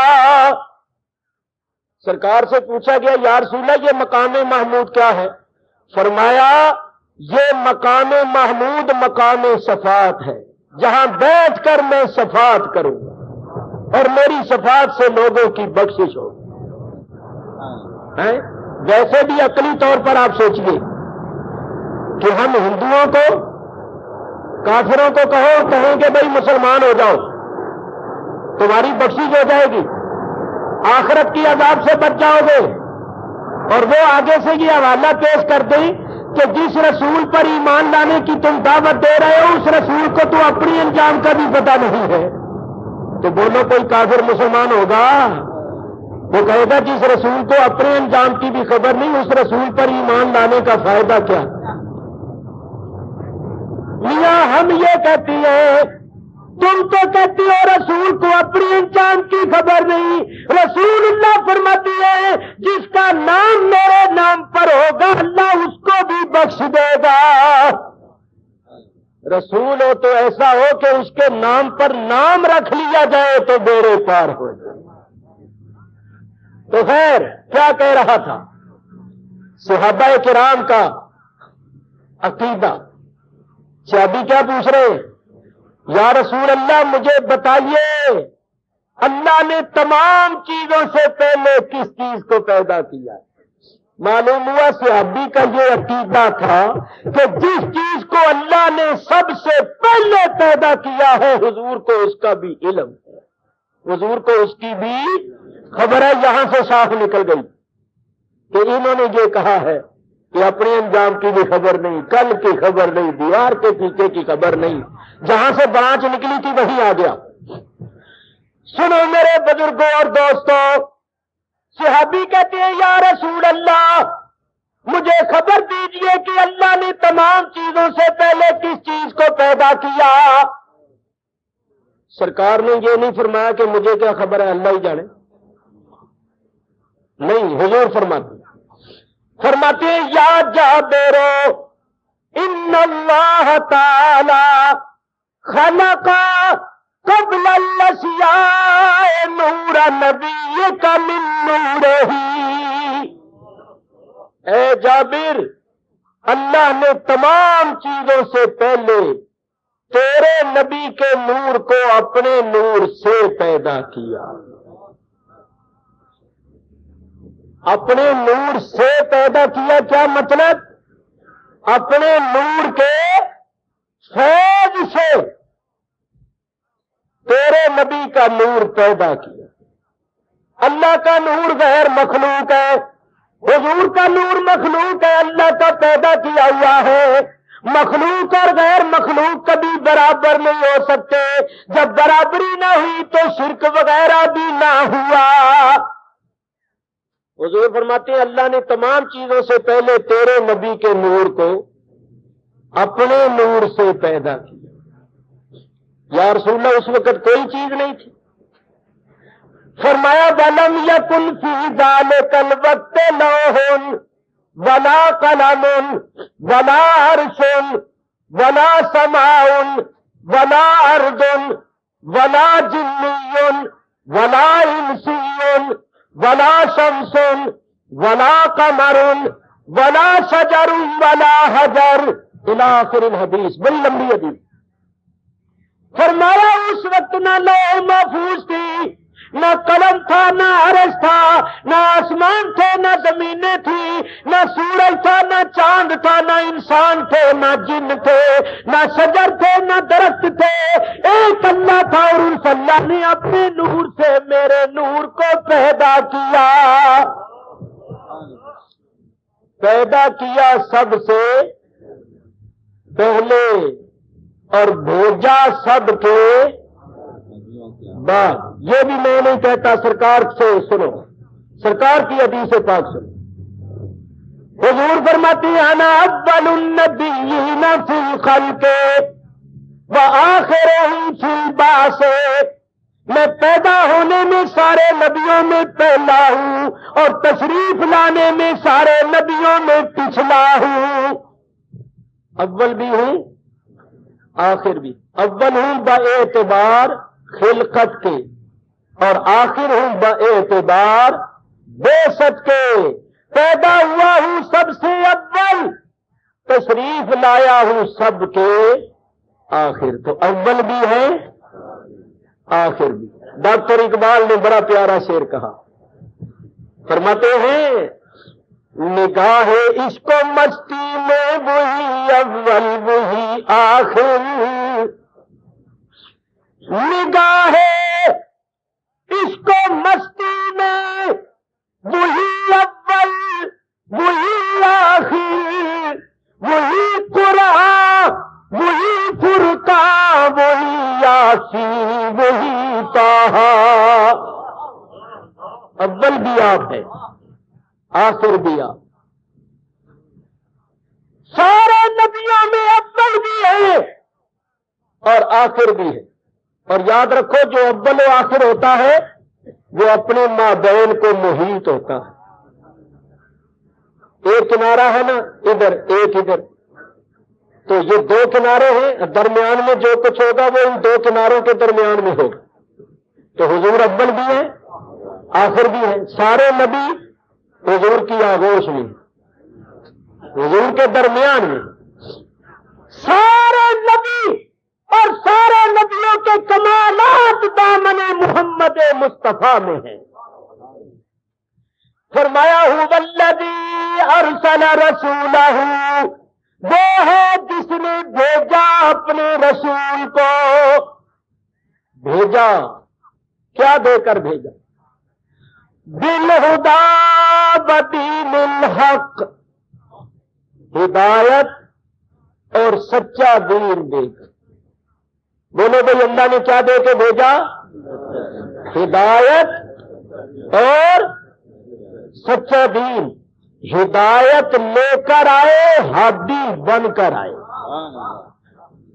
ہدایت لے کر آئے، ہادی۔ اللہ تعالیٰ ارشاد فرماتا ہے انما انت منذر ولکل قوم ہاد۔ اے میرے حبیب سوائے اس کی اور کچھ نہیں کہ آپ ڈر سنانے والے ہیں اور ہر قوم کے ہادی ہیں۔ وَلِكُلِّ قَوْمٍ ہاد، ہر قوم کے ہادی۔ اللہ تعالیٰ ارشاد فرماتا ہے اِنَّكَ وَإِنَّكَ لَتَهْدِي إِلَى صِرَاطٍ مُسْتَقِيمٍ، بلا شک و شبہ یقیناً آپ سیدھے راستے کی ہدایت کرتی ہے۔ ہدایت لے کر آئے، ہادی بن کر آئے۔ اور یہ 14ویں صدی والے کیا کہتے پھرتے؟ یہ کہتے ہیں حضور اگر ہدایت دے سکتے تھے تو ابو جہل کو کیوں نہیں ہدایت دی؟ ابو لہب کو کیوں نہیں ہدایت دی؟ ساری عمر زور لگاتے رہے، اپنے چاچی ابو طالب کو مسلمان نہیں کر سکے۔ تو اگر حضور ہدایت دے سکتے ہوتے تو ان کافروں کو مسلمان بنا لیتے۔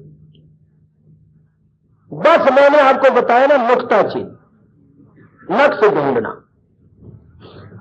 اعلیٰ حضرت امام اہل سنت نے اسی واسطے فرمایا، فرماتے ہیں ذکر روکے فضل کاٹے، نقص کا جو یہاں رہے۔ حضور کے ذکر کو روکتے ہیں، فضیلت کو کاٹتے اور عیب اور نقص ڈھونڈتے۔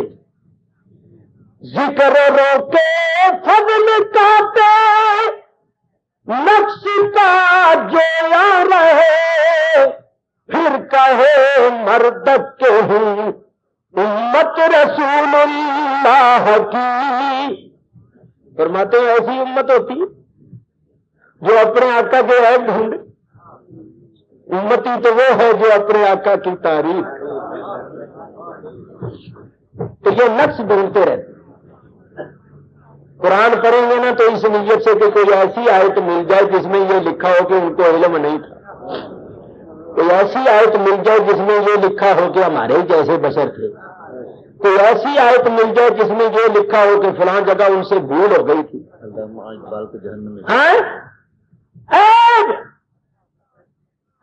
ڈھونڈتے۔ ہمارے خان صاحب فرماتے ہیں یہاں ایک شخص نے علامہ اقبال کے متعلق کہا کہ وہ تو جہنم میں ہے۔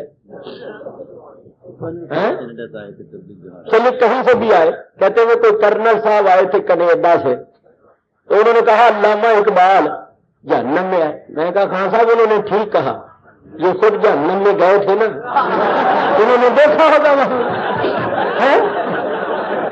بھائی جہنمی کی خبر وہی دے گا نا جو جہنم میں جا کے دیکھ کے آئے گا۔ یہ گئے ہوں گے نا، جاتے آتے رہتے ہیں۔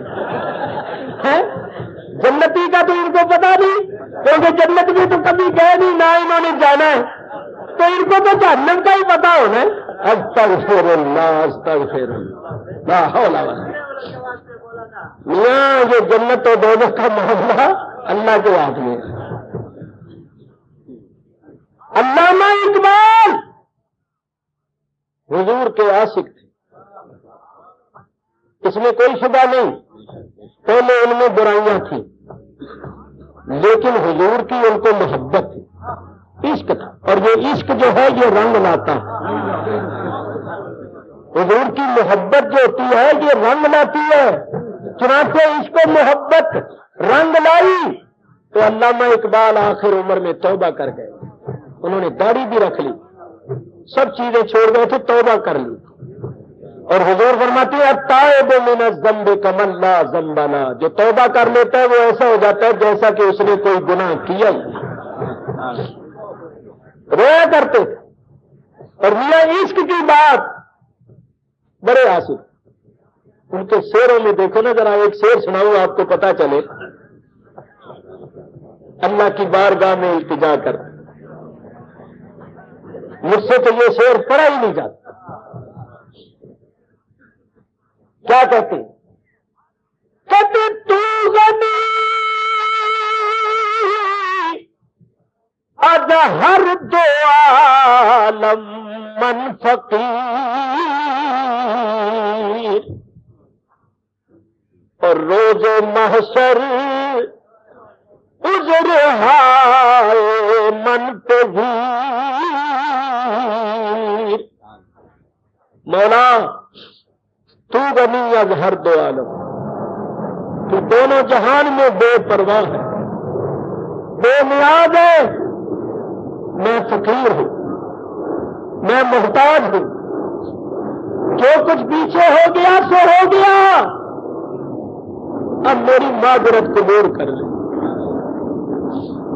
اب میری توبہ قبول کر لے، میری معذرت کو قبول کر لے، اور قیامت کے دن میرا کچا چٹھا کھول کر، میرا اعمال نامہ کھول کر مجھے لوگوں کے سامنے شرمسار نہ کر۔ اس میں جو ایک بات کہہ رہے ہیں نا وہ بڑی پیاری ہے، تو غنی از ہر دو عالم، تو دو جہان میں بے پرواہ ہے، بے نیاز ہے۔ اس سے پتہ کیا مطلب ہے؟ مطلب یہ ہے کہ اگر تو مجھے عذاب میں مبتلا کر دے، مجھے رسوا کر دے، لوگوں کے سامنے ذلیل کر دے، تو تجھے کیا ملے گا؟ تیرا کیا فائدہ ہوگا؟ تیرا کچھ فائدہ نہیں۔ اور اگر تو مجھے بخش دے، میری توبہ قبول کر لے، میری معذرت قبول کر لے، تو تیرا نقصان کوئی نہیں، مگر تیرا کی بگڑنا؟ اگر تیرا کوئی نقصان ہوتا ہو یا تیرا کوئی فائدہ ہوتا ہو تو پھر کر لے۔ اگر مجھے عذاب کرنے میں، مجھے رسوا کرنے میں تیرا کوئی فائدہ ہے تو کر لے، تو بے نیاز۔ اور اگر مجھے بخشنے میں، میری معذرت قبول کرنے میں تیرا کوئی نقصان ہے تو نہ کر، تو بے نیاز ہے، تیرا نہ کوئی فائدہ نہ کوئی نقصان ہے، اور میں فقیر محتاج ہو کے تیری بارگاہ میں التجا کر رہا ہوں کہ میری معذرت قبول کر لے، پیچھے جو ہو گیا سو ہو گیا، اب معاف کر، میرا اعمال نامہ نہ کھولنا۔ اور آگے کیا کہتے ہیں؟ ہاں ہاں ہاں،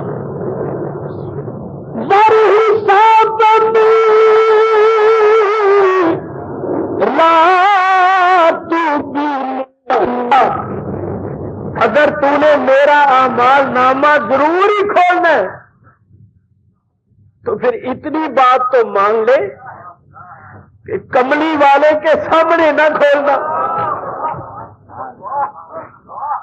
حضور کے سامنے مجھے شرمسار نہ کرنا، میرا الگ بٹھا کے تنہائی میں جو مرضی میرے ساتھ کر لے، مگر میرے محبوب کے سامنے، میرے مصطفیٰ کے سامنے مجھے شرمسار نہ۔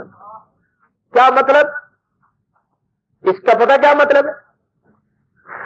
کہ مولا جب تو ان کے سامنے میرا نامہ کھولے گا ان کو تکلیف ہوگی،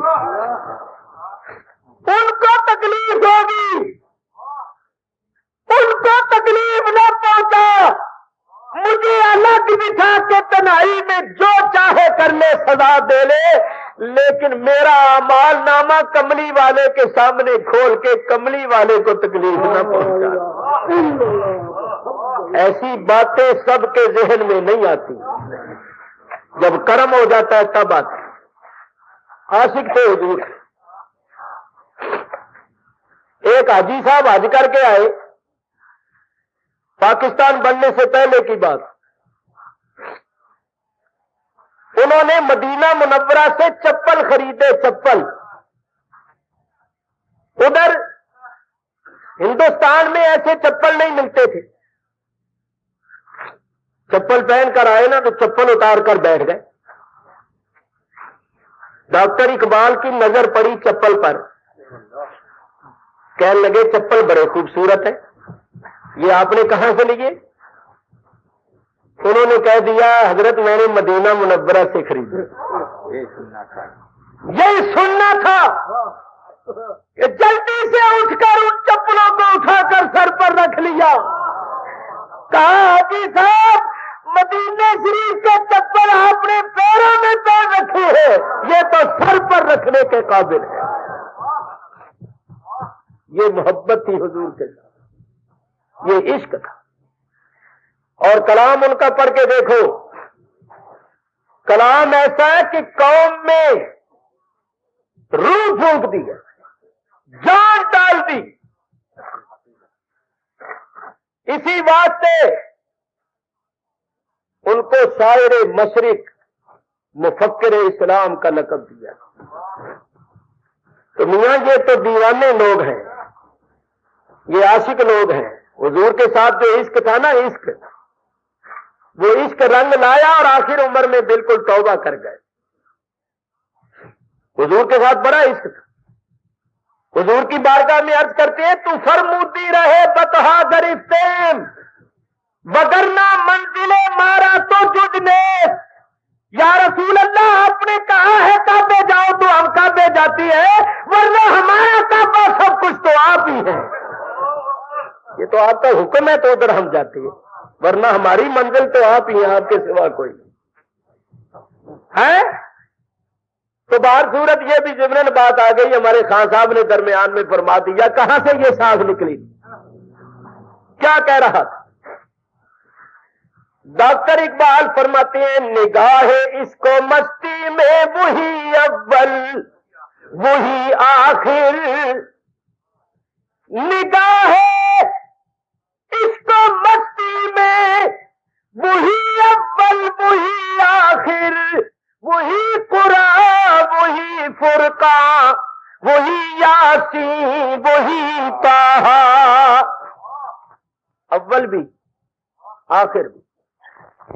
ہدایت لے کر آئے، ہادی بن کر آئے.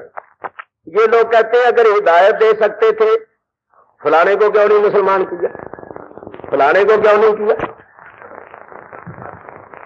اشارتاً عرض کرتا ہوں آج عجیب ہی قسم کا واز ہو رہا ہے. میں نے پہلے ہی کہا تھا کہ میرا ہوش ٹھکانے نہیں. آج بہت زیادہ تھکا ہوا ہوں، مجھے ہوش نہیں ہے. ہمارے ہوش بند کر دیا. ہاں، تو آج عجیب ہی قسم کی باتیں ہو رہی ہیں بے ہوشی کی. سنو غور کے ساتھ. یہ کہتے ہیں حضور علیہ السلام. الزامی جواب یاد رکھو، مختصر طور پر تحقیقی بھی عرض کروں گا. جو لوگ کہتے ہیں نا حضور ہدایت نہیں دے سکے، ابو جہل کو نہیں مسلمان کر سکے، ابو لہب کو نہیں کر سکے، ان سے صرف اتنا کہو کہ چلو حضور ہدایت دے سکتے تھے یا نہیں دے سکتے تھے، اس کو تو ابھی 2-4 منٹ کے لیے ایک طرف رکھ دو. یہ بتاؤ اللہ ہدایت دے سکتا تھا یا نہیں؟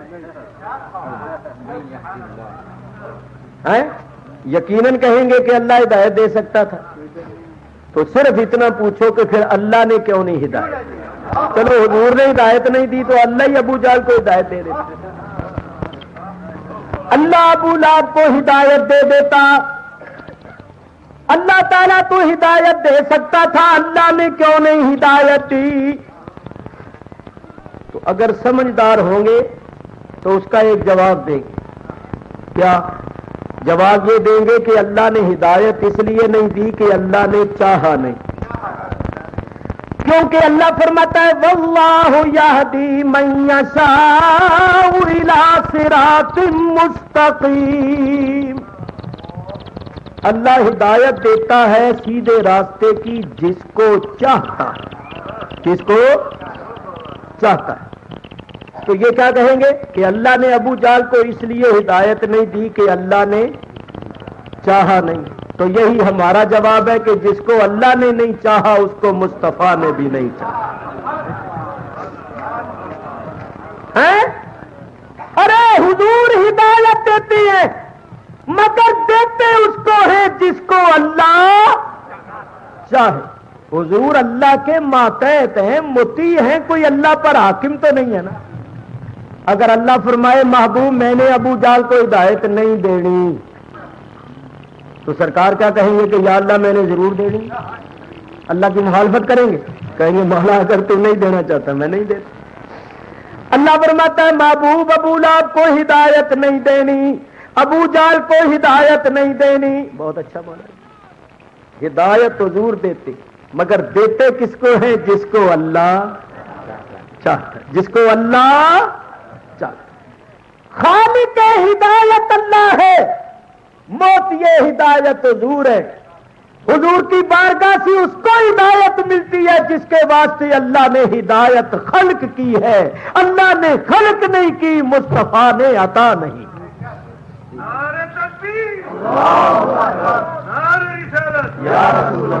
اور بڑے مزے کی بات ہے، حضور کے متعلق تو یہ کہتے ہیں کہ حضور ہدایت نہیں دے سکتے تھے، تو ان سے پوچھو کہ تم ہزاروں میلوں کا سفر کس مرض کے واسطے کرتے ہو؟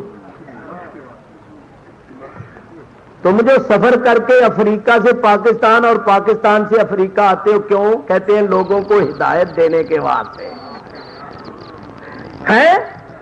خود اپنے آپ کو حدی سمجھتی ہے کہ ہم لوگوں کو ہدایت دینے کے واسطے سفر کرتے ہیں۔ تم ہدایت دے سکتے ہو، رسول اللہ نہیں دے سکتے؟ سوچو ذرا خدا کے۔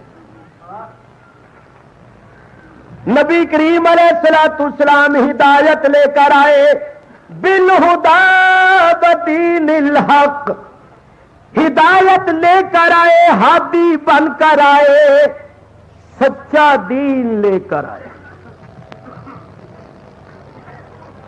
ہدایت حضور جو کچھ لے کر آئے وہ سراسر ہدایت، حضور جو دین لے کر آئے وہ سچا دین، سچا دین۔ سنو سنو، یہاں میں ایک بات کروں، پڑھے لکھے حضرات اس سے لطف اندوز ہوں گے۔ دین کے کئی معنی، ایک معنی دین کا قرآن سے پیش کرو، کیونکہ قرآن بھی اپنے بعد حصے کی تفسیر کرتا ہے، اور قرآن کی تفسیر جو خود قرآن سے کی جائے وہ سب سے بہتر ہوتی ہے۔ قرآن پاک میں اللہ تعالیٰ نے دین کے معنی فرمائے۔ آپ سورہ یوسف سن چکے ہیں، حضرت یوسف علیہ السلام نے بنیامین کو اپنے پاس رکھا تھا نا، اللہ کی بتائی ہوئی تدبیر کے مطابق۔ وہاں اللہ فرماتا ہے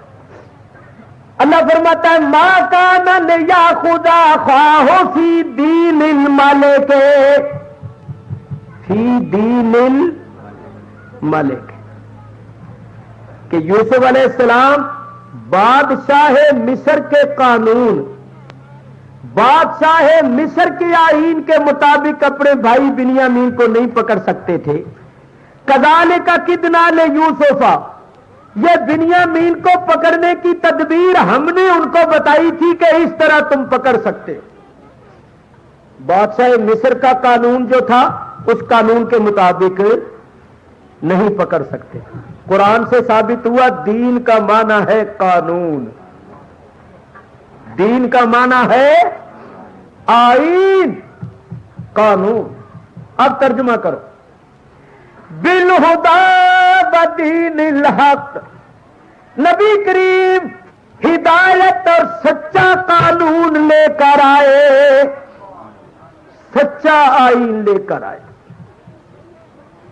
اور اگر کوئی اس دین اسلام کے قانون کے علاوہ کسی اور قانون کو چاہے یا پسند کرے، اللہ فرماتا ہے وَمَن يَبْتَغِ غَيْرَ الْإِسْلَامِ دِينًا فَلَن يُقْبَلَ مِنْهُ وَهُوَ فِي الْآخِرَةِ مِنَ الْخَاسِرِينَ۔ جو اسلام کے قانون اور اسلام کے آئین کے سوا کسی اور قانون اور آئین کو چاہے گا وہ دنیا میں کامیاب نہیں ہوگا، دنیا میں وہ قانون اس سے قبول نہیں کیا جائے گا، یعنی کامیابی لوگوں کی فطرت اس کو قبول نہیں کرے گی، اور آخرت میں گھاٹا پانے والے لوگوں میں سے ہوں گے۔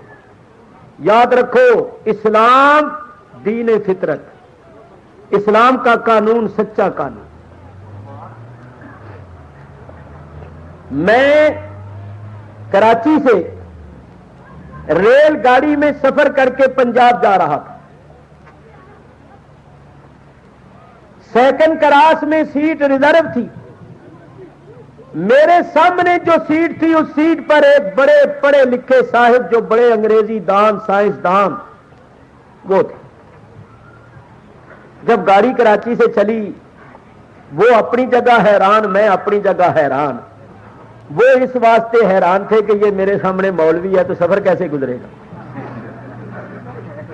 میں اس واسطے حیران تھا کہ یہ گریجویٹ صاحب ہیں، انگریزی دان ہے، میں ایک ملا ٹائپ آدمی ہوں، جن سے مختلف ہیں، کنت ہم جنس باہم جنس پرواز، لیکن کیا کرتے اب اتنا لمبا سفر 20-22 گھنٹے کا سفر تھا، بغیر بات چیت کیے تو پھر کام چل نہیں سکتا۔ انہوں نے زبان کھولی، مجھے فرمانے لگے مولوی صاحب آپ اپنا تعارف کرائیں۔ میں نے کہا صاحب تعارف کا کیا ہے؟ بندے کا نام ہے محمد شفیع اکاڑوی، لوگ مجھے کہتے ہیں۔ اوہ اچھا آپ ہیں، آپ کے متعلق تو ہم بہت اخباروں میں پڑھتے رہتے ہیں۔ اچھا اچھا اچھا، خیر، مختصر یہ بات چیت شروع ہو گئی۔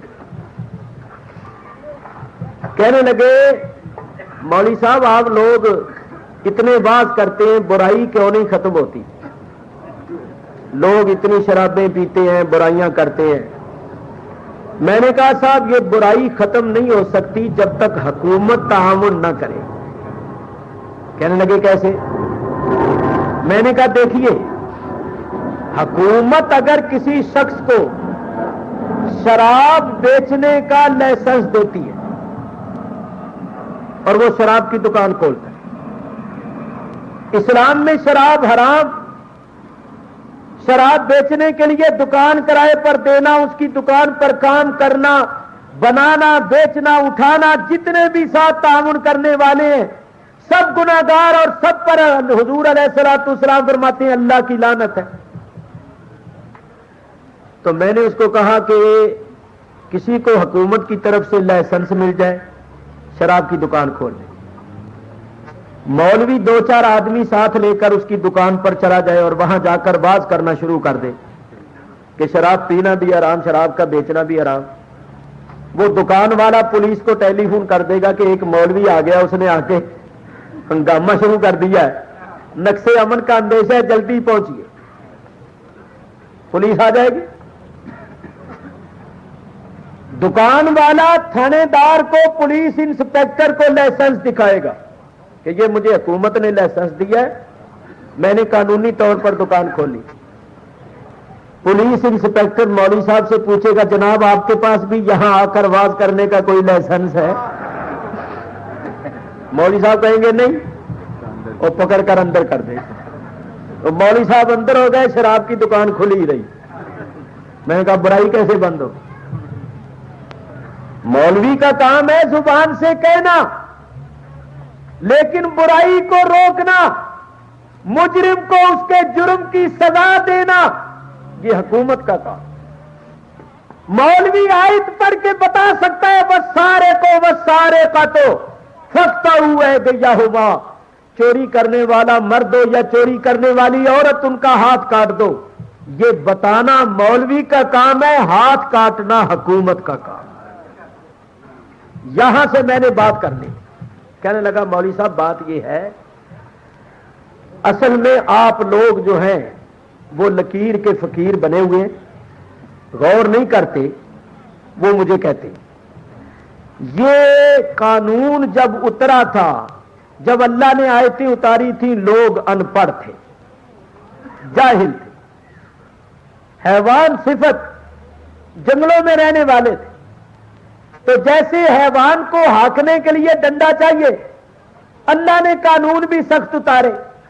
اب دنیا بڑی ترقی کر گئی ہے، لوگ بہت زیادہ مہذب اور متمدن ہو گئے ہیں، ارتقاء کی منزلیں طے کر گئے ہیں، اب یہ قانون نہیں چل سکتے۔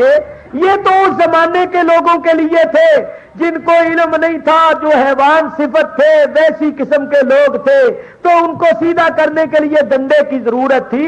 آج کل دنیا ترقی کر گئی ہے، آج کل ایسی سخت سزائیں نہیں ہونی چاہیے۔ میں حیران ہو گیا، میں نے کہا صاحب بات یہ ہے، ویسے تو آپ بڑے پڑھے لکھے ہیں، مگر آپ کی بات پر میں تعجب کر رہا ہوں کہ آپ نے بڑی جاہلانہ قسم کی بات کی ہے۔ بڑے ذرا اندر گھبرائے، کیونکہ پڑھے لکھے آدمی کو ایسا کہہ دیا جائے۔ کہنے لگے کیسے؟ میں نے کہا یہ بتائیے کہ ایک جاہل آدمی हैवान सिफत आदमी जुर्म करे और एक पढ़ा लिखा समझदार जो जुर्म के अंजाम को समझता है वो जुर्म करे, तो दोनों में ज्यादा सजा का मुस्तहिक कौन है?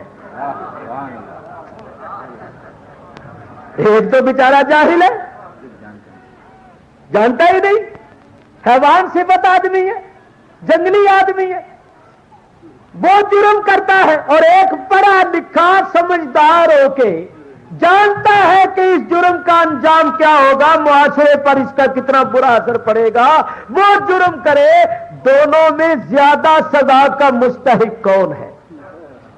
एक बेसमझ बच्चा ऐसी हरकत करता है और एक पढ़ा लिखा ऐसी हरकत करता है, आपके नजदीक दोनों में से ज्यादा सजा का मुस्तहिक कौन है? क्योंकि पढ़ा लिखे थे ना, मुस्कुराने लग गया, कहेंगे मौलवी साहब आपने खूब पकड़ा मुझे। मैंने कहा जी पकड़ना क्या है, आप हजरात गौर नहीं करते, आप हमें कहते हैं हम गौर नहीं करते, हम लकीर के फकीर हैं। जब जाहिलों के वास्ते, हैवान सिफत आदमियों के वास्ते ये कानून है, तो जो पढ़े लिखे समझदार और जी शऊर है उनके लिए तो इससे भी ज्यादा सख्त कानून होना चाहिए। और मैंने कहा याद रखिए ये कानून बनाने वाला अल्लाह है जो खालिक के फितरत है, जिसको अव्वल व आखिर हर शय का इल्म है। तो मान गए, कहने लगे बिल्कुल ठीक। मैंने कहा अब मैं आपको बताता हूं कि अल्लाह ने हाथ काटने का हुक्म क्यों दिया है। आप समझते हैं कि शायद ये जुल्म है या बड़ी सख्ती है, नहीं, आपने गौर नहीं किया। जरा गौर करो, किसी शख्स के हाथ की उंगली को ऐसी बीमारी लग जाए कि वो बीमारी उंगली को खा रही है, डॉक्टर इलाज करता है, ठीक नहीं होती उंगली, आखिर डॉक्टर कहता है साहब आपकी ये उंगली काटनी पड़ेगी, अगर उंगली काट देंगे तो बाकी हाथ बच जाएगा, वरना अंदेशा है कि ये बीमारी आगे बढ़कर पूरे हाथ को अपनी लपेट में ना ले ले। तो डॉक्टर आपको ये मशवरा देता है, आप डॉक्टर से कहते हैं कि ठीक है ये उंगली काट दीजिए ताकि बाकी मेरा हाथ बच जाए। तो डॉक्टर उंगली काटता है, बताइए वो आप पर मेहरबानी कर रहा है या जुल्म कर रहा है? बज़ाहिर तो उंगली काट रहा है लेकिन बबातिन मेहरबानी कर रहा है, पूरे हाथ को बीमारी से बचा रहा है। इसी तरह ये पूरी कौम जो है ये एक जिस्म की मानिंद है और अफराद आज़ा की मानिंद है, जैसे उंगली। तो अगर कोई कौम का फर्द बुरा हो जाए, बुराई करे, जिना करे, ऐसी बदकारी करता है कि अंदेशा है कि उसकी जात से आगे बढ़कर ये बुराई पूरी कौम में न फैल जाए, पूरी कौम बदकारी का शिकार ना हो जाए। तो जिस तरह डॉक्टर ये कहता है कि उस उंगली को काट दो जिसकी वजह से सारा हाथ खराब होने का अंदेशा है, अल्लाह भी फरमाता है उस शख्स को संसार कर दो जिसकी वजह से पूरी कौम के जानी होने का अंदेशा है। अल्लाह फरमाता है उस हाथ को काट दो जिस हाथ ने चोरी की है, कि कहीं ऐसा ना हो कि सारी कौम के हाथ चोरी करने लग जाए।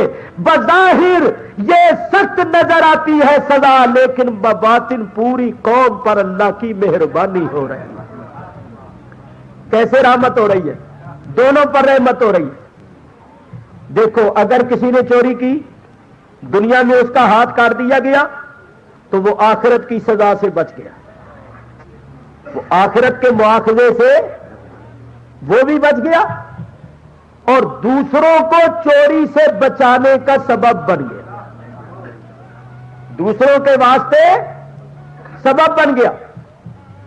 जहां भी जाएगा लोग पूछेंगे जनाब ये आपके हाथ को क्या हुआ था, कहेगा मैंने चोरी की थी तो शरीयत के कानून के मुताबिक मेरा हाथ काट दिया। हो तौबा तौबा, जितने लोग देखे सुनेंगे सब कानों को हाथ लगाएंगे भी चोरी नहीं करनी, खुद भी बच गया, कौम को भी बचा गया। تو یہ اللہ تعالیٰ کی کتنی بڑی مہربانی ہے. ہم لوگ جو سمجھ نہیں رکھتے وہ اعتراض کرتی ہیں کہ ہماری نادانی ہے. اللہ تعالیٰ کے ہر کام میں بے شمار حکمتیں ہیں. کیا کہہ رہا تھا؟ حضور ہدایت اور سچا دین لے کر آئے. کیا لے کر آئے؟ سچا دین، سچا آئین، سچا قانون. جس زمانے میں یہ سچا قانون رائج تھا حضرت عمر فاروق رضی اللہ تعالیٰ عنہ کے زمانے، بچے اپنے ہاتھوں پر جھولیوں میں سونا چاندی روپے ڈال کے بازار میں سے گزر جاتے تھے، کوئی آنکھ اٹھا کے نہیں دیکھتا تھا. جہاں کسی کی چیز گر جاتی تھی وہیں پڑی رہتی، کوئی اٹھاتا نہیں تھا ورنہ سزا ملے. تو میں کیا کہنا چاہتا ہوں، دنیا میں اگر امن و سلامتی قائم ہو سکتی ہے، برائیاں ختم ہو سکتی ہے، سب کی جان مال عزت آبرو کی حفاظت ہو سکتی ہے، تو قسم خدا کی اسلام کے قانون سے ہو سکتی ہے. اسلام کا یہ قانون ہے جس نے دنیا میں آ کر امن و سلامتی کا سبق دیا. سب نے تباہی کے سامان کیے، آبادی کا سامان کیا ہے تو ایک مصطفیٰ نے کیا ہے صلی اللہ علیہ وآلہ وصحبہ وبارک وسلم. حضور ہدایت اور سچا دین لے کر آئے. کیوں آئے؟ لِیُظْہِرَهُ عَلَى الدِّینِ کُلِّهِ، تاکہ اس سچے دین کو دنیا کے تمام دینوں پر غالب کر دیا جائے. یعنی اسلام کے قانون کو دنیا کے تمام قوانین پر غالب کر دیا جائے، کیونکہ اسلام کا قانون فطرت کا قانون ہے، سچا قانون ہے. اسی قانون میں لوگوں کی جان مال عزت آبرو کی حفاظت ہے. تو حضور ہدایت لے کر آئے، ہادی بن کر آئے، سچا قانون لے کر آئے، اس لیے کہ اس سچے قانون کو غالب کرے. تو میرے دوستو بزرگوں، ہمیں چاہیے کہ ہم اسلام کے قوانین پر عمل کریں اور دنیا کو بتائیں کہ یہ ہے اسلام کا سچا قانون. اگر صحیح معنوں میں امن و سلامتی قائم کرنا چاہتے ہو تو سوائے اس قانون کے نفاذ کے امن و سلامتی قائم نہیں ہو سکتی، کیونکہ امن و سلامتی کا سبق دیا ہے تو سرکار دو عالم علیہ الصلوۃ والسلام نے دیا ہے. میں نے مختصر طور پر آیت کا ترجمہ اور مختصر طور پر اس کی تشریح کی ہے. وقت بہت زیادہ ہو گیا ہے، میں ان الفاظ پر گفتگو ختم کر رہا ہوں.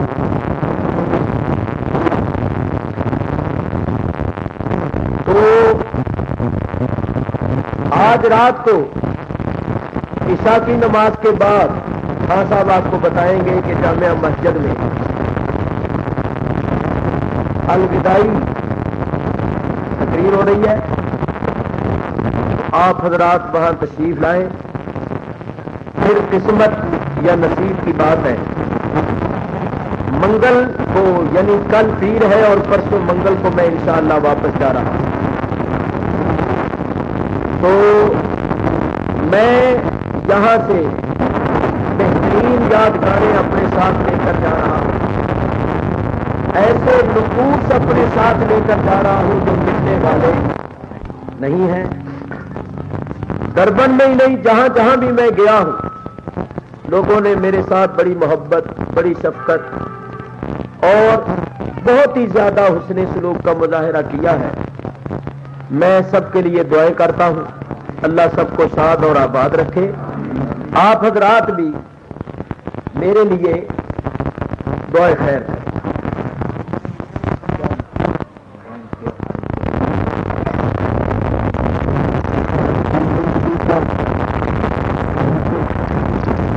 تو آپ حضرات رات کو بھی تشریف لائیے. کل بھی میں آپ کے دربار میں ہی ہوں انشاءاللہ. منگل کو انشاءاللہ روانگی ہوگی. اب کھڑے ہو کر ادب سے صلاۃ و سلام پڑھیں اور پھر دعائیں خیر کریں.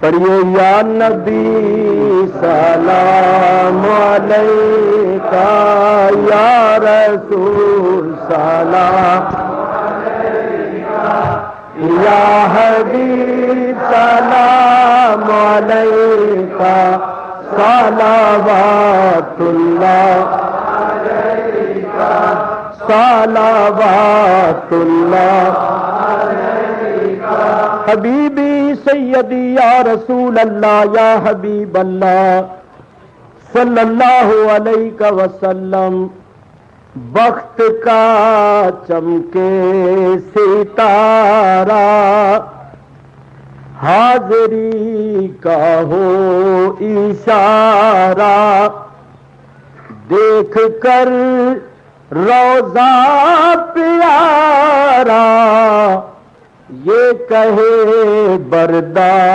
تمہارا، یا نبی سلام علیکہ، یا رسول سلام علیکہ، یا حبیب سلام علیکہ، صلوات اللہ علیکہ، صلوات اللہ علیکہ، حبیبی سیدی یا رسول اللہ یا حبیب اللہ صلی اللہ علیہ وسلم، جانکنی کے وقت آنا،